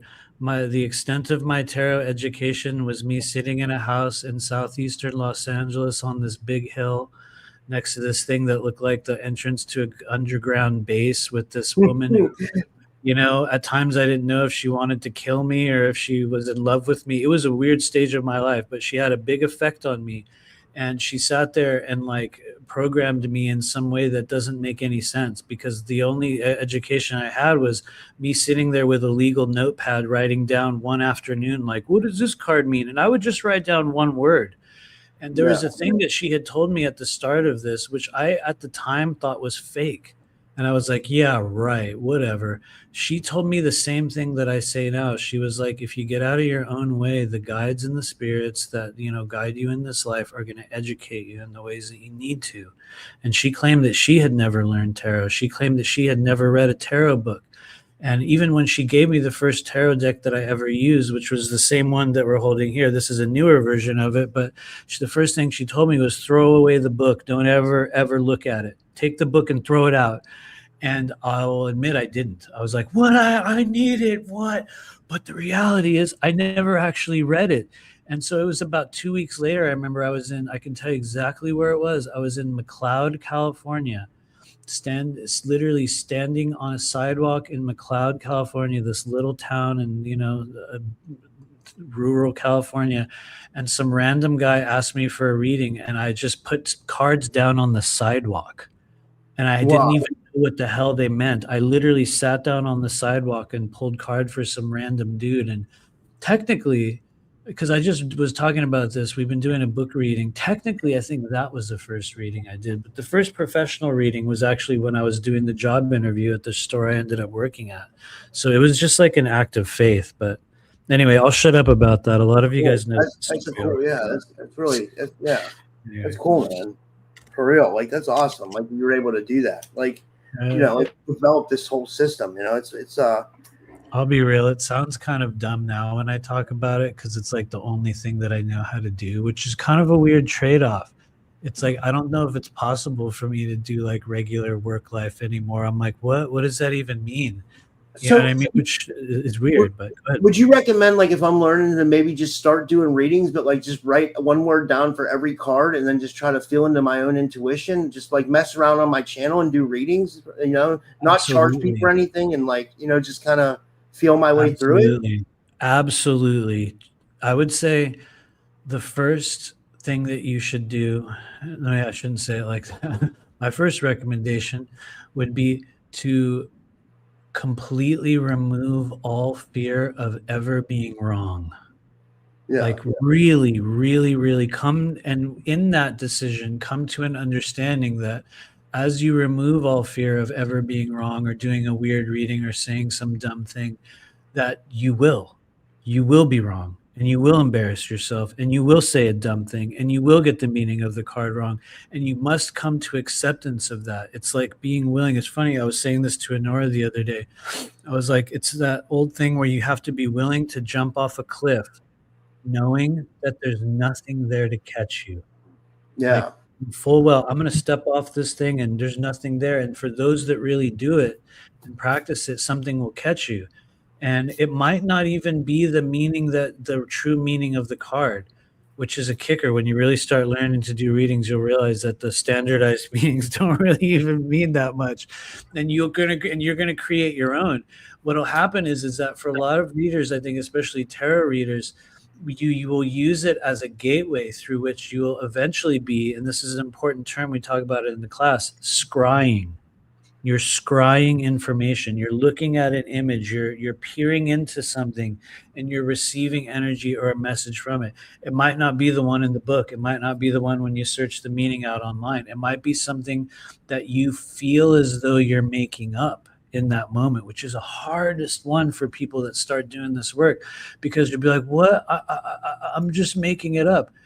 For those that don't know, That is absolutely necessary. That is a completely necessary part of the process in which we have to learn to move through the layers of the mind. And one of the first layers of the mind is the imagination layer. It's one of the most powerful ones because it's where you're going to do the most creation, but it's also where you're going to confuse yourself the most. And so I would say, anyway, that's just far too long of an answer, Rob. But yeah, I'd say go for it.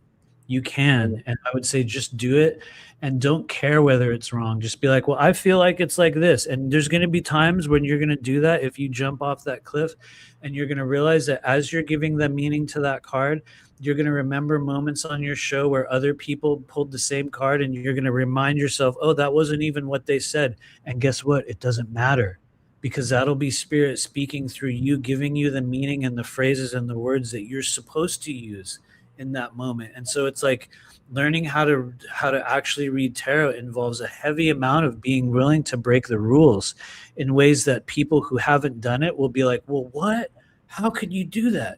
You just say, you just start making shit up, and that's one of the first stages. And so the answer is yes.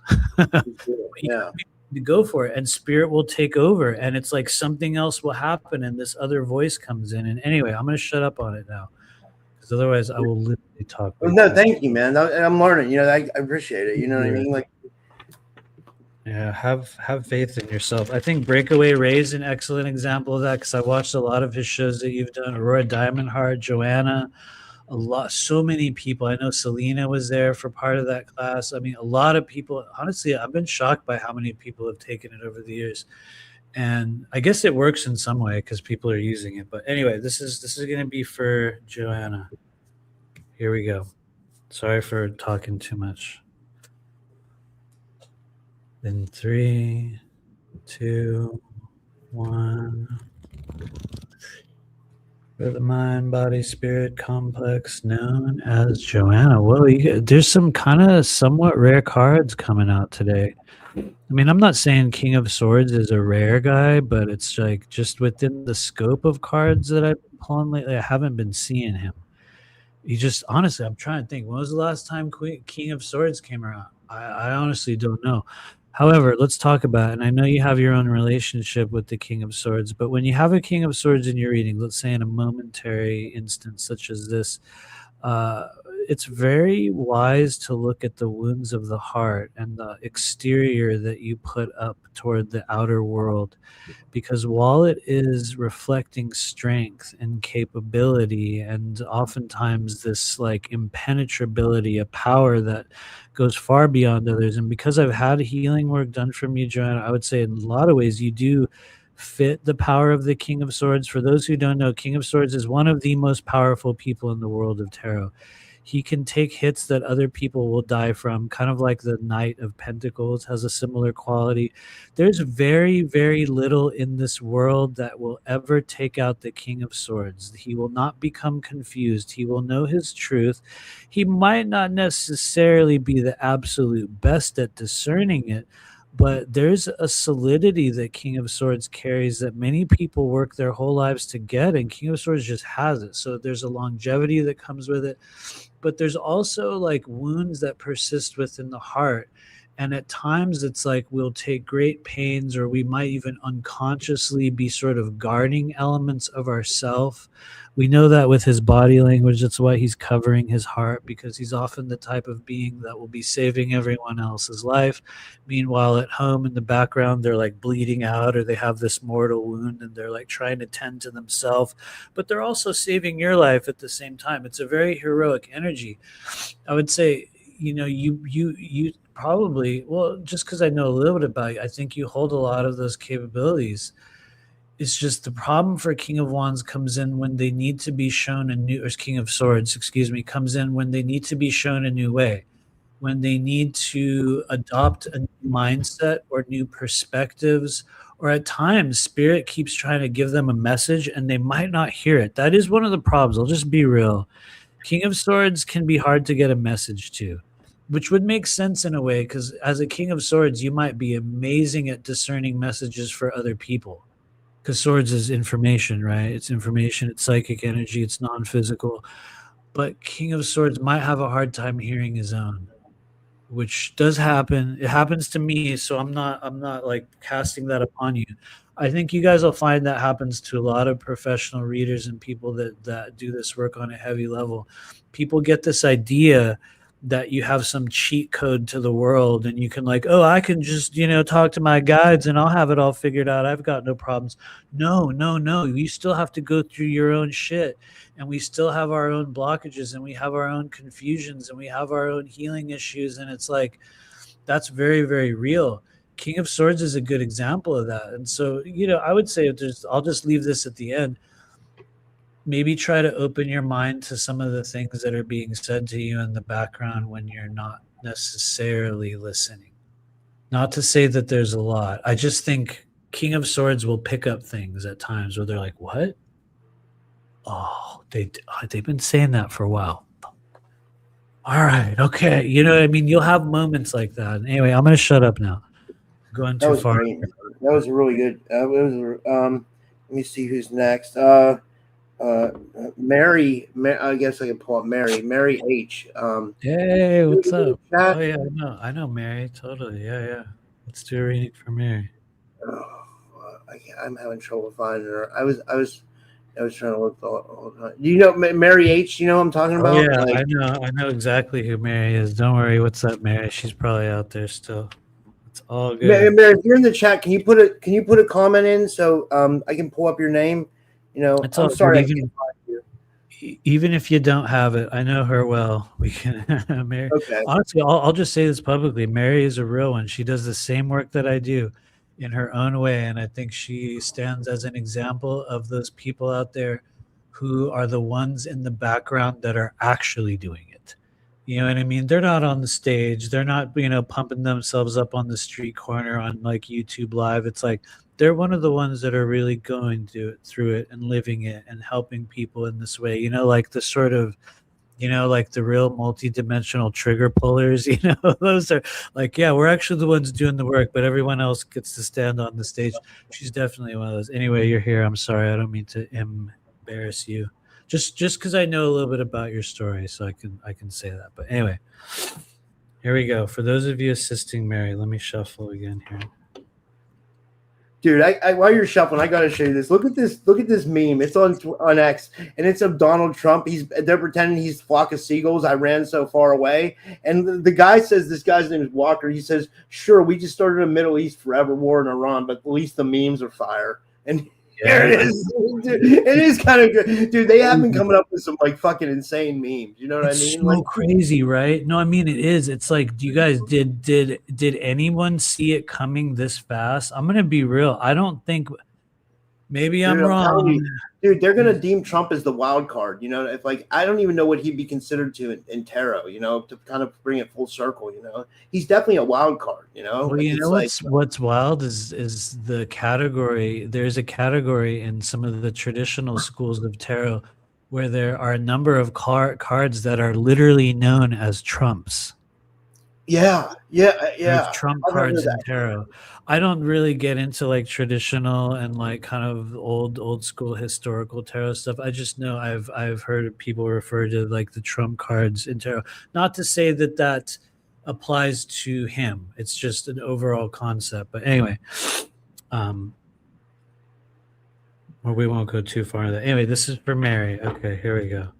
I see your question. Wanted to know if a friend I have made recently could become a romantic partner. Okay, that's a good thing to hear. Even the possibility of that coming into your life as a question, I think, means that spirit is bringing that into your world. Meaning, even if it's not this one, the fact that you're even asking the question means that a timeline possibility is open for you. But anyway, now that I've said that, and who knows, maybe the card will say no.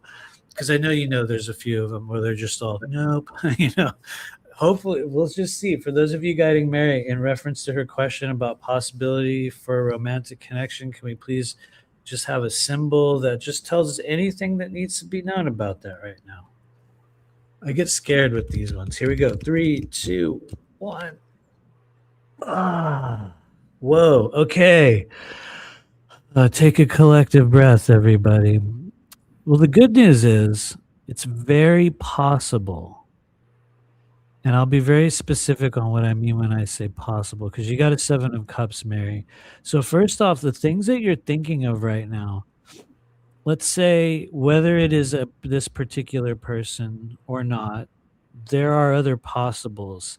And one of the cool things about the 7 of Cups is that it's showing you what is possible, which is kind of like what I was just saying. Like Spirit might be showing you that you're entering a stage in which that's possible. But when we look at the essence of the current question, we see this image, this woman with her head in the clouds, and there's all kinds of cups floating around. And you might notice on the image that it looks like a lot of these things are still kind of in the dream world, or maybe they're in her mind's eye. And, there's a lot of stuff. There's a dragon, a snake, there's a mask that symbolizes mystery. There's gold, there's also love in there. And what it's trying to tell you is that these things are possible for you.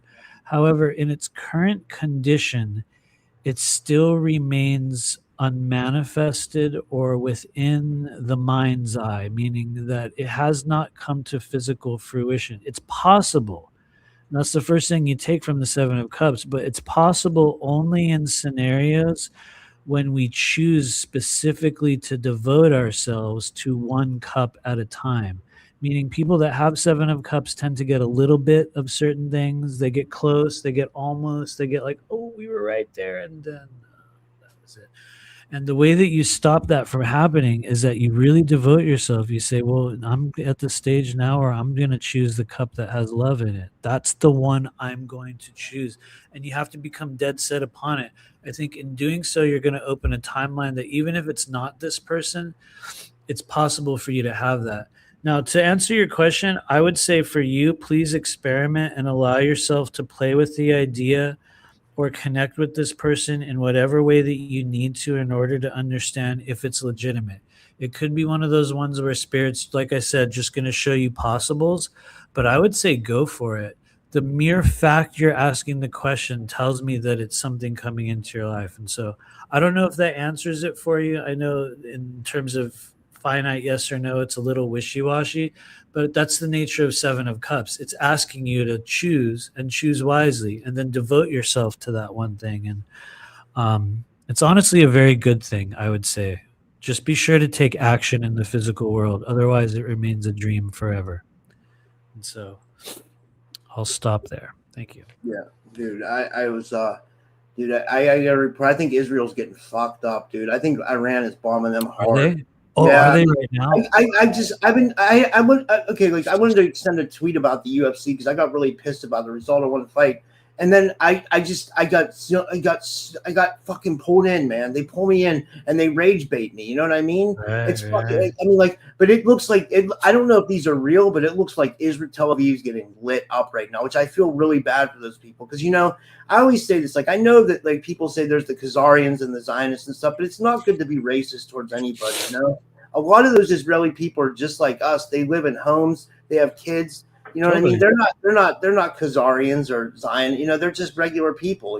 Same with the Palestinians. Same with the Iranians. It's like I hate how innocent people get dragged into war. It's so fucked up. I totally agree. I think I've told you this before, which some people get ready. I'm gonna say a thing that'll make some people go like, "What? This is real life." So I was in this drug rehab in the year 2000, and I had this therapist there from Russia, right? This lady, literally, I don't know how she was there from Russia. It was crazy. She was like full Russian. She was the first person that ever did hypnotherapy on me. And at some point during her treatment that she was, we were going through, she was, the therapist that I was working with, she told me one day, she was like, "You are a Khazarian." And I was like, "What?" I didn't even know what that was. And she was like, you are of the Khazarian people. And I was like, "I don't even know what that means." And then she gave me a book called The Dictionary of the Khazars, which is in some form of a work of fiction. But she was like, you will need to read this and understand where your blood comes from. Well, wait, I got a question. Someone told me you're Armenian. Do you have like Armenian a little bit in you or something like that? I think it's possible. If that's true. You could be like, you could have. yeah, if that's true, you could have that blood in you. You know what I mean? Because that I honestly don't know. I really don't know the truth on that. It's a big mystery in the life of my family at this point. There's not many people alive that can tell us one way or the other. I don't know if that's true. I don't really feel it. You know what I mean? I do not feel Armenian either, although I have an Armenian name. I really don't. And I spent a lot of time in Los Angeles and literally had people come up to me and be like, "You're Armenian, right?" And I'm like, "What?" And I don't know. It's like, "You have an Armenian name. I'm gonna give you the Armenian discount." And I'm like, "What? Okay, yeah, sure." They just slip out their own. You know what I mean? No, for real. And so on one hand, I was like, maybe I am, but honestly, I grew up being told I was Zuni and Apache. I grew up thinking that I was cool. Native American. So I don't know. It's just weird to note that I'm like, now there's all these people talking about it, and like literally 27 years ago now, almost now, some random like really weird person, good weird, not deceptive weird, just one of those people that shows up in the earlier stage of your life and is all, "Here, I'm gonna give you that. Let's see what you do with it. Bye." Yeah.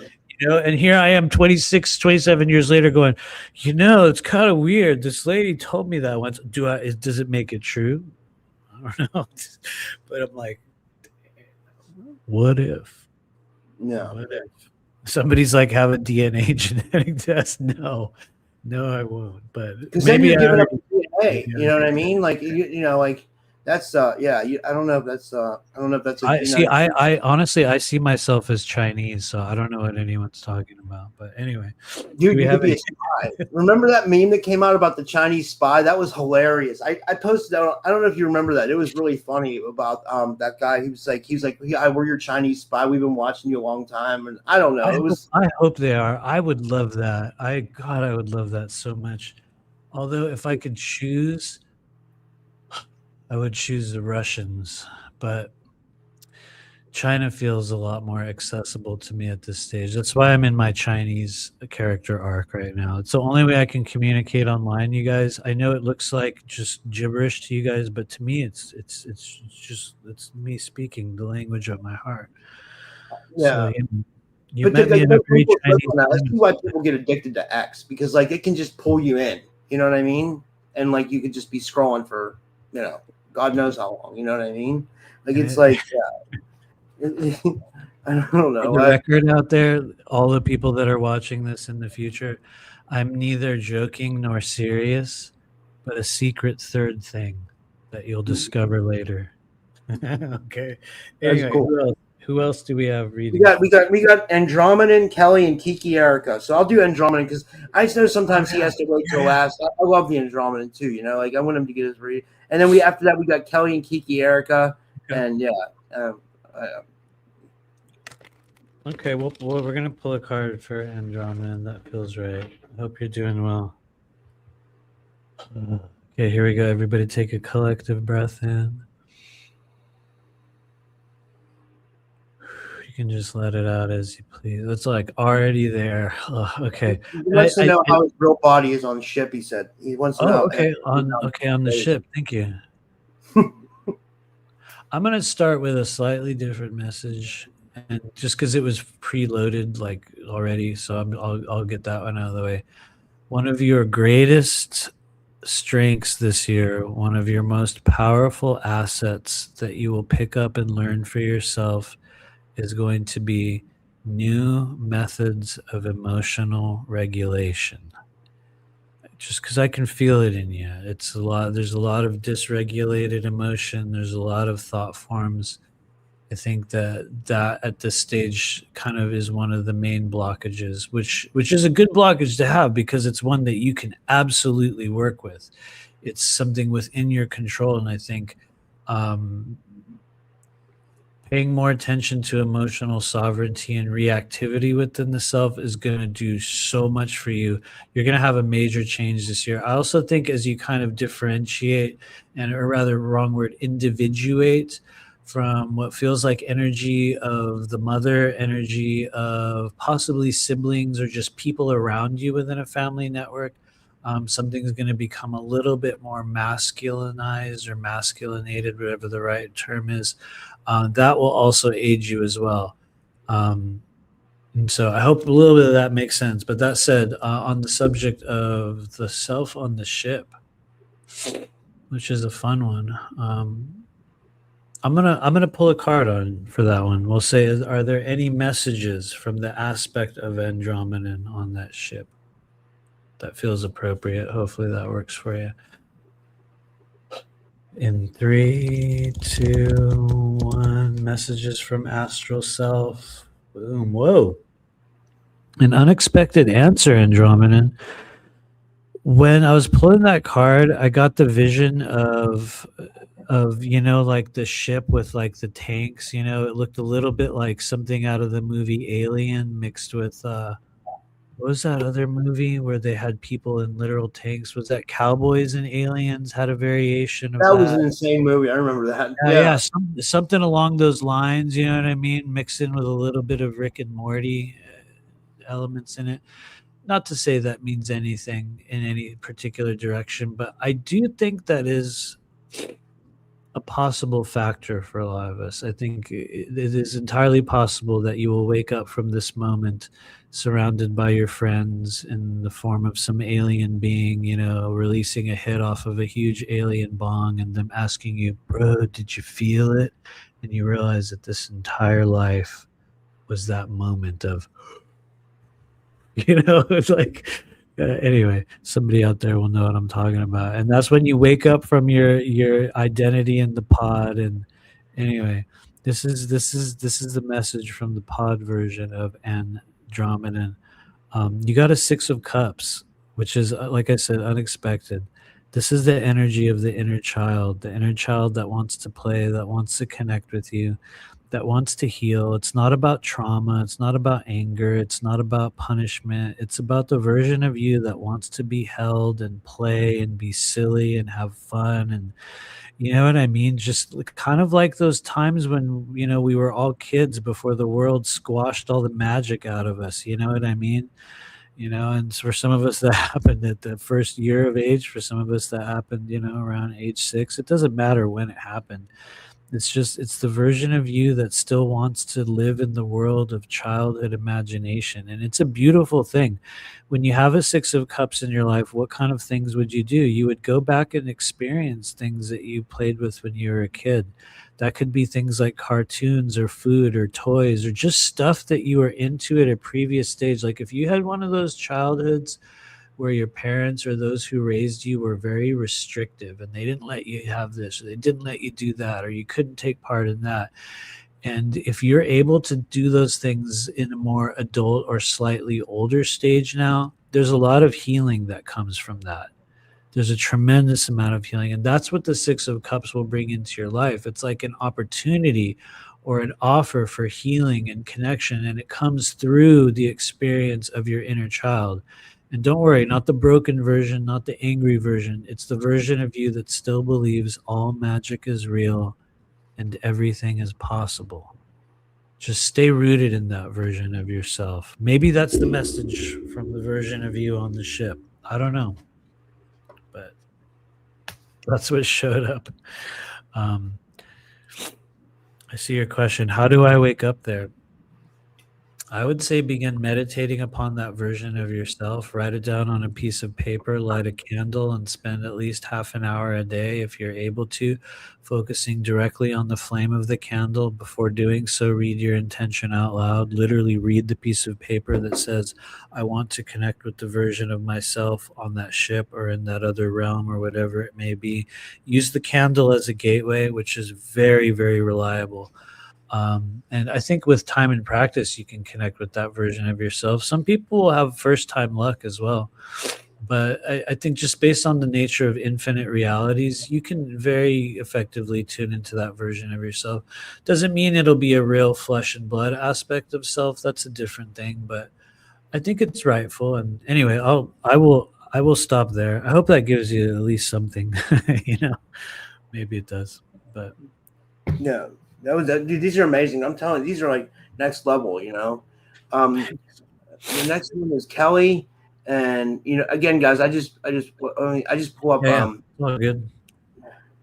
Nice peach rings. What? 100 milligrams a piece. That's amazing. That's where do you get those at, Kelly? You got a message because she lives in Pittsburgh. I want to know where you're getting those. Oh, really? Yeah.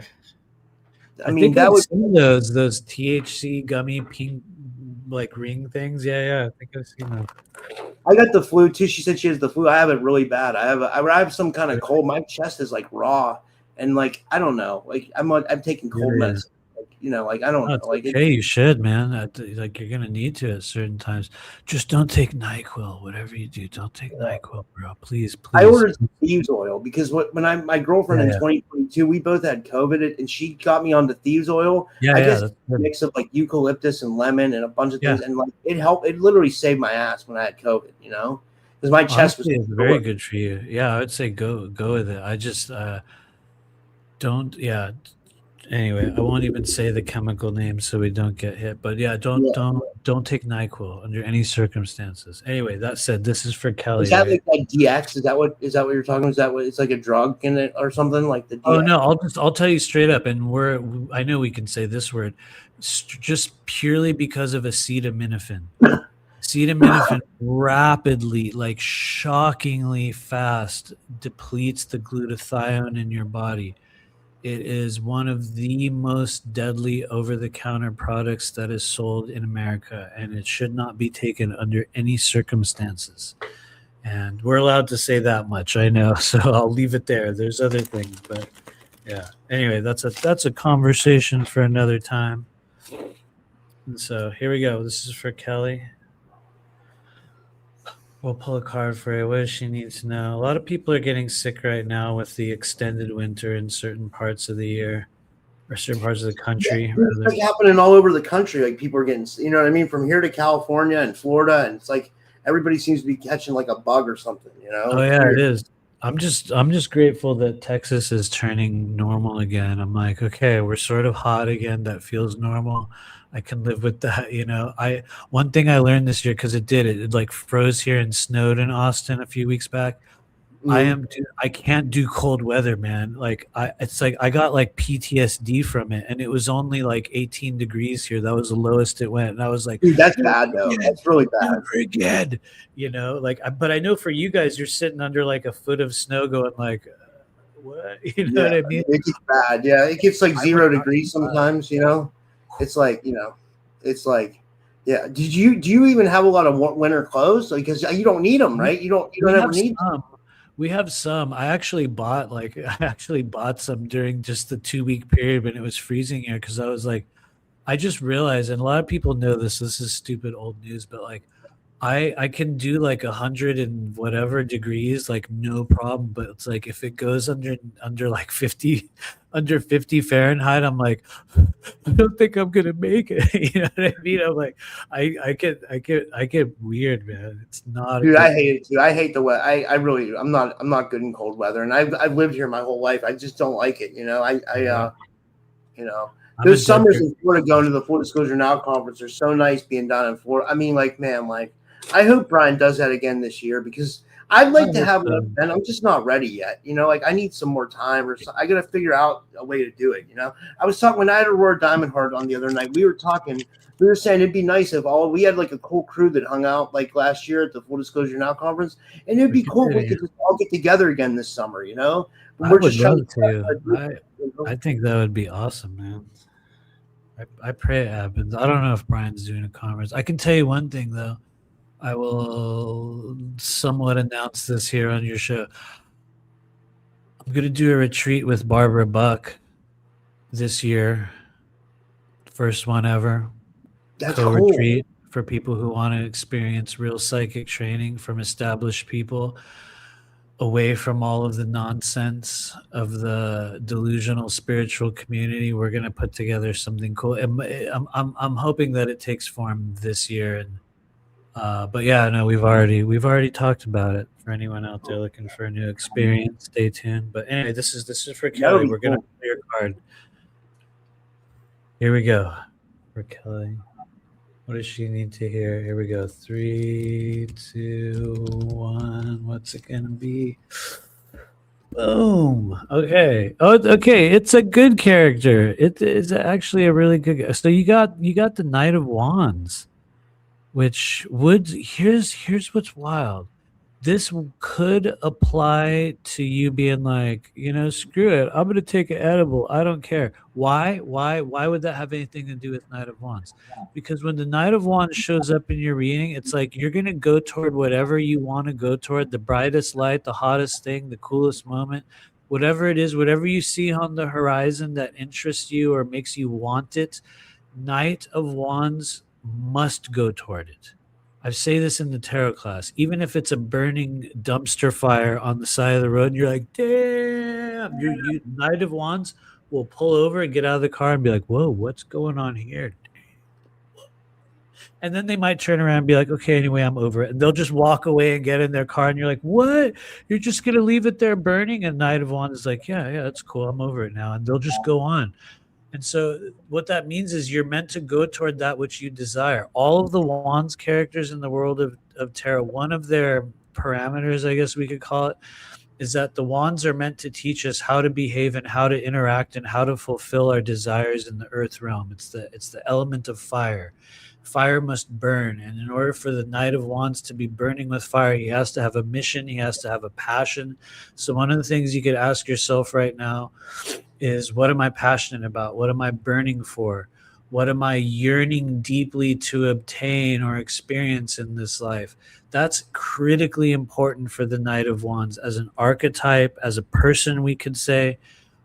They have to have something they're burning for. If they don't, they become very wishy-washy and hot and cold and can't make up their mind. And one day they're this version, the next day they're like, oh yeah, now I'm over here.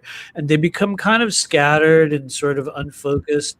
That's one possibility for Knight of Wands if they're not using their fire. And the other possibility is, if you don't have something you're burning for, the world will give you something to be angry about. Which that's when it gets difficult for Knight of Wands, because Knight of Wands is meant to be burning, and they could be burning with rage.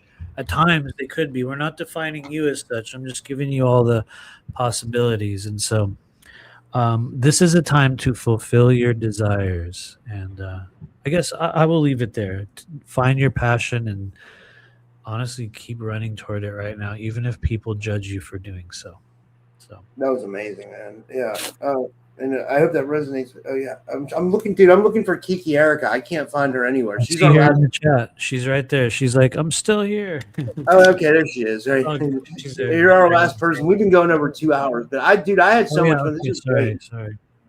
This was awesome. This was a great show. This was no, thank you. It has been a lot of fun. For those of you guys that watch my channel, you'll know it's really hard for me to do anything at this stage on YouTube under 2 hours. So it's weird that that's extended to your show, because now I'm like, whoa, somehow we spend this obscene amount of time. Like, dude, it's funny. Like sometimes we'll because my hours get tracked for Rumble. Sometimes we'll be streaming like from the end of the month into the beginning of the new month. So my new month already has hours on my Rumble account because like they track all my hours or whatever. It's funny that we're actually streaming from the end of the month into the beginning of the new month because we go past midnight sometimes. You know what I mean? Isn't that a good thing though? Like I feel like that's good for the Rumble numbers, right?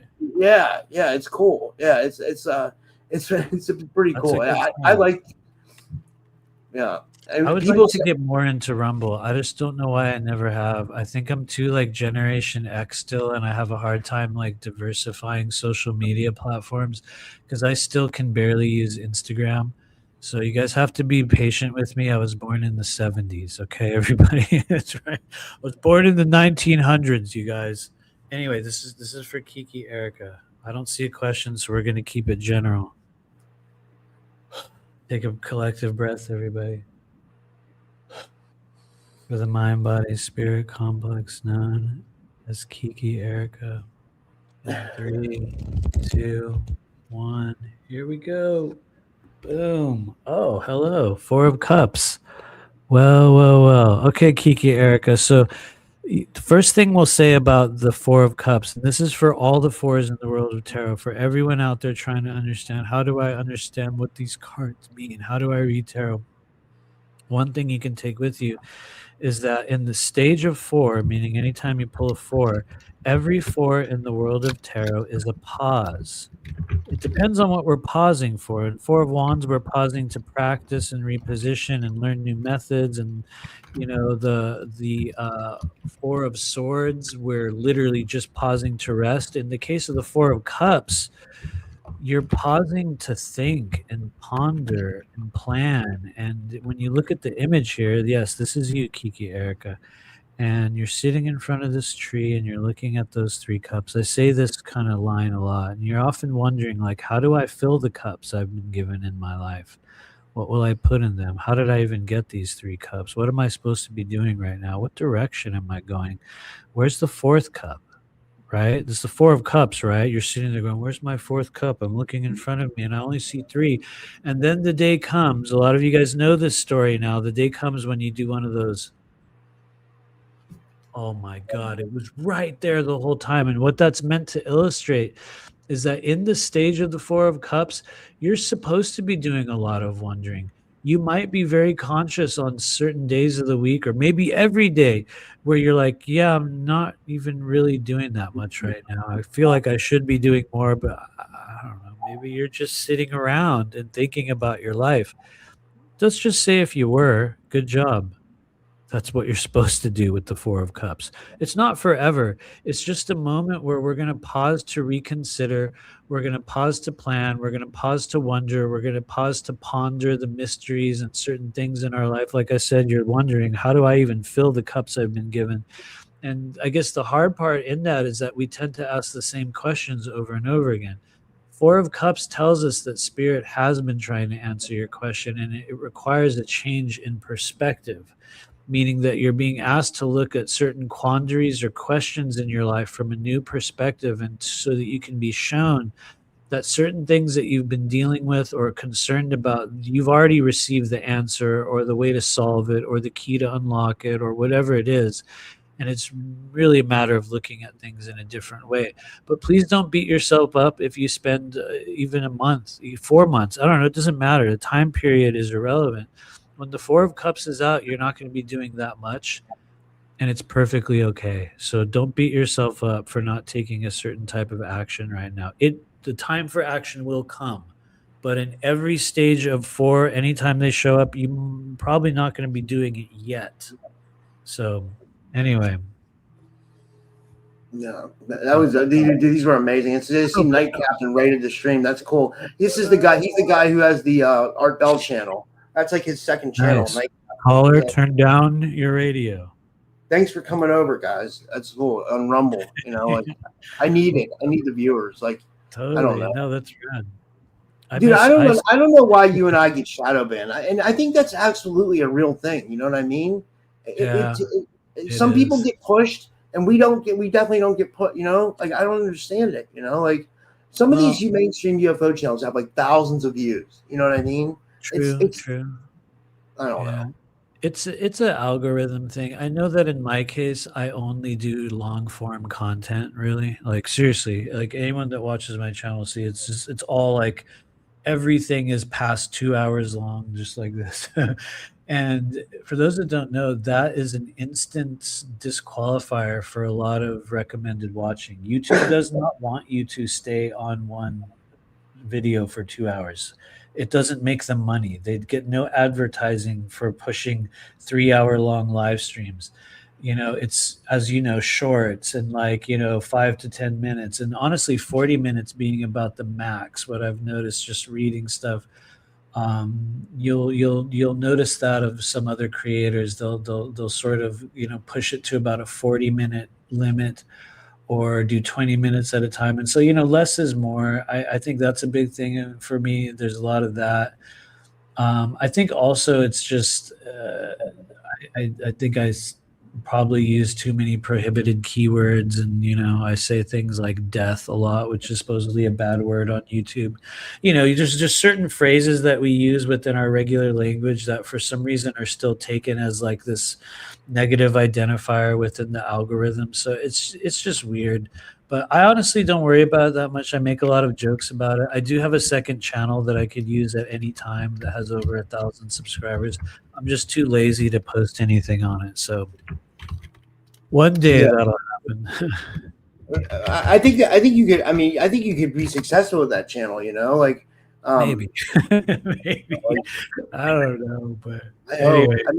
I want the best for all of us. You know, I don't know why this is. I can't figure out this whole streaming shit. Maybe I don't know. One thing, dude, I'll just tell you this real quick. I've been getting freaked out. Like, I'll be in the middle of saying something. I'll be talking to someone this tends to happen to me at night. Like, I'll be talking to someone and my mind will just go completely blank. Like, I just completely forget about what I was talking about. I'm like, what the fuck? I'm like, is that early onset of Alzheimer's? And then I thought about getting like the nootropic C-Max, because that's supposedly really good for like C-Max? Yeah, I've heard of that. I've heard of it. It might help you. It could create some liver toxicity for you, but it could help you. Shit. Yeah. I mean, I'm not saying do or don't. I'm not anti-nootropic. I've noticed that I can't, for some reason, can't take anything anymore. I wish that I could. I wish I could take stuff. I've realized that, like, I can't. Maybe I'd be more efficient if I did, but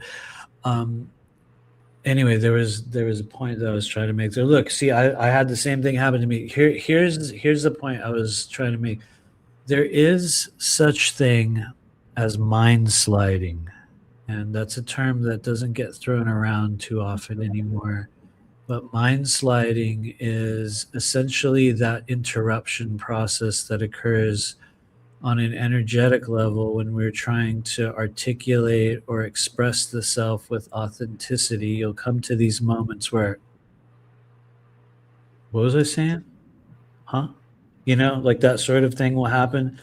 And I've heard that commented upon. I think that even Lisa Renee, who not too many people talk about anymore, also wrote something about that back in the day. And by in the day, I mean like 2016 era Lisa Renee, which was a long time ago. And that is one of the ways in which we might call the, negative energetic manifestations will tamper or interfere with us. In some cases, it's not that, they can kill you or cause great danger to you. It's that they'll just stop you from thinking clearly, or certain wavelengths will be transmitted, through the energy body that will disrupt thought processes. It's not always about creating like I said, damage or ruining somebody. It's just slowing us down, making us ineffective, creating what some people call the confusion frequency as well, which is a big function of when we do get certain elements of energetic, I guess we could say parasitic interaction in the body, and it reaches the gallbladder. That is a stage when a lot of people will lose their train of thought. They'll get caught in different trains of thought. They'll kind of spiral into certain things. You'll have like weird thoughts inserted as you're talking about something. It's like they'll try to pull you off the sort of conversation path that you're on. And that is a real thing that can happen. And so I don't know, maybe that's happening to you, maybe not, but yeah, it certainly does. Anyway, I could go on and on, but we're going on and on. So thanks for doing this so long. This was awesome, man. Yeah, well, thank you everybody for tuning. Do you want to tell people how they can book a reading with you and all that stuff? And thanks. Yeah, man. Totally. So you guys can always find me at rememberyourmission.com if you want to book a private reading. That's been the name of the game, I noticed, since 2026 has started. It's been a lot of readings, whereas I think 2025 was a lot of energy clearing. And already we've started a trend this year of just people coming in trying to understand things that are going on in their life. And so it's the only work that I do. So you can find me at rememberyourmission.com. You can also find us weekly. We've been doing a weekly read through. It's funny because I heard Melissa and Aralam talking about this on your show before that. I've been doing the same thing. Every week we're reading a chapter from the book that I published in 2024 called Remember Your Mission. And we're about halfway through the book at this point, but that's every Wednesday at 4 p.m. Eastern. It's pretty regular now. This coming week is our 14th episode, and we just hang out for unfortunately too long usually. I read a lot of stuff from this book. We answer questions about it. I make a lot of commentary. And so, yeah, join us. We'll be doing that this next Wednesday. And but yeah, for everything else, on every platform, you can find me through Remember Your Mission. If you enter that on YouTube, you'll find me. If you enter it on Instagram, you'll find me. If you enter it on Facebook, you'll find me. On Twitter, I think it's there as well, but I don't really use X. I'm not an X poster. I'm just a lurker. But anyway, remember your mission across the board. And yeah, thanks for having me. Yeah, and thanks guys for everybody for tuning in, and I'm hoping I feel better here soon, and I'm just gonna try to, and thank you, and I'll see you guys all tomorrow, and have a good night, everyone.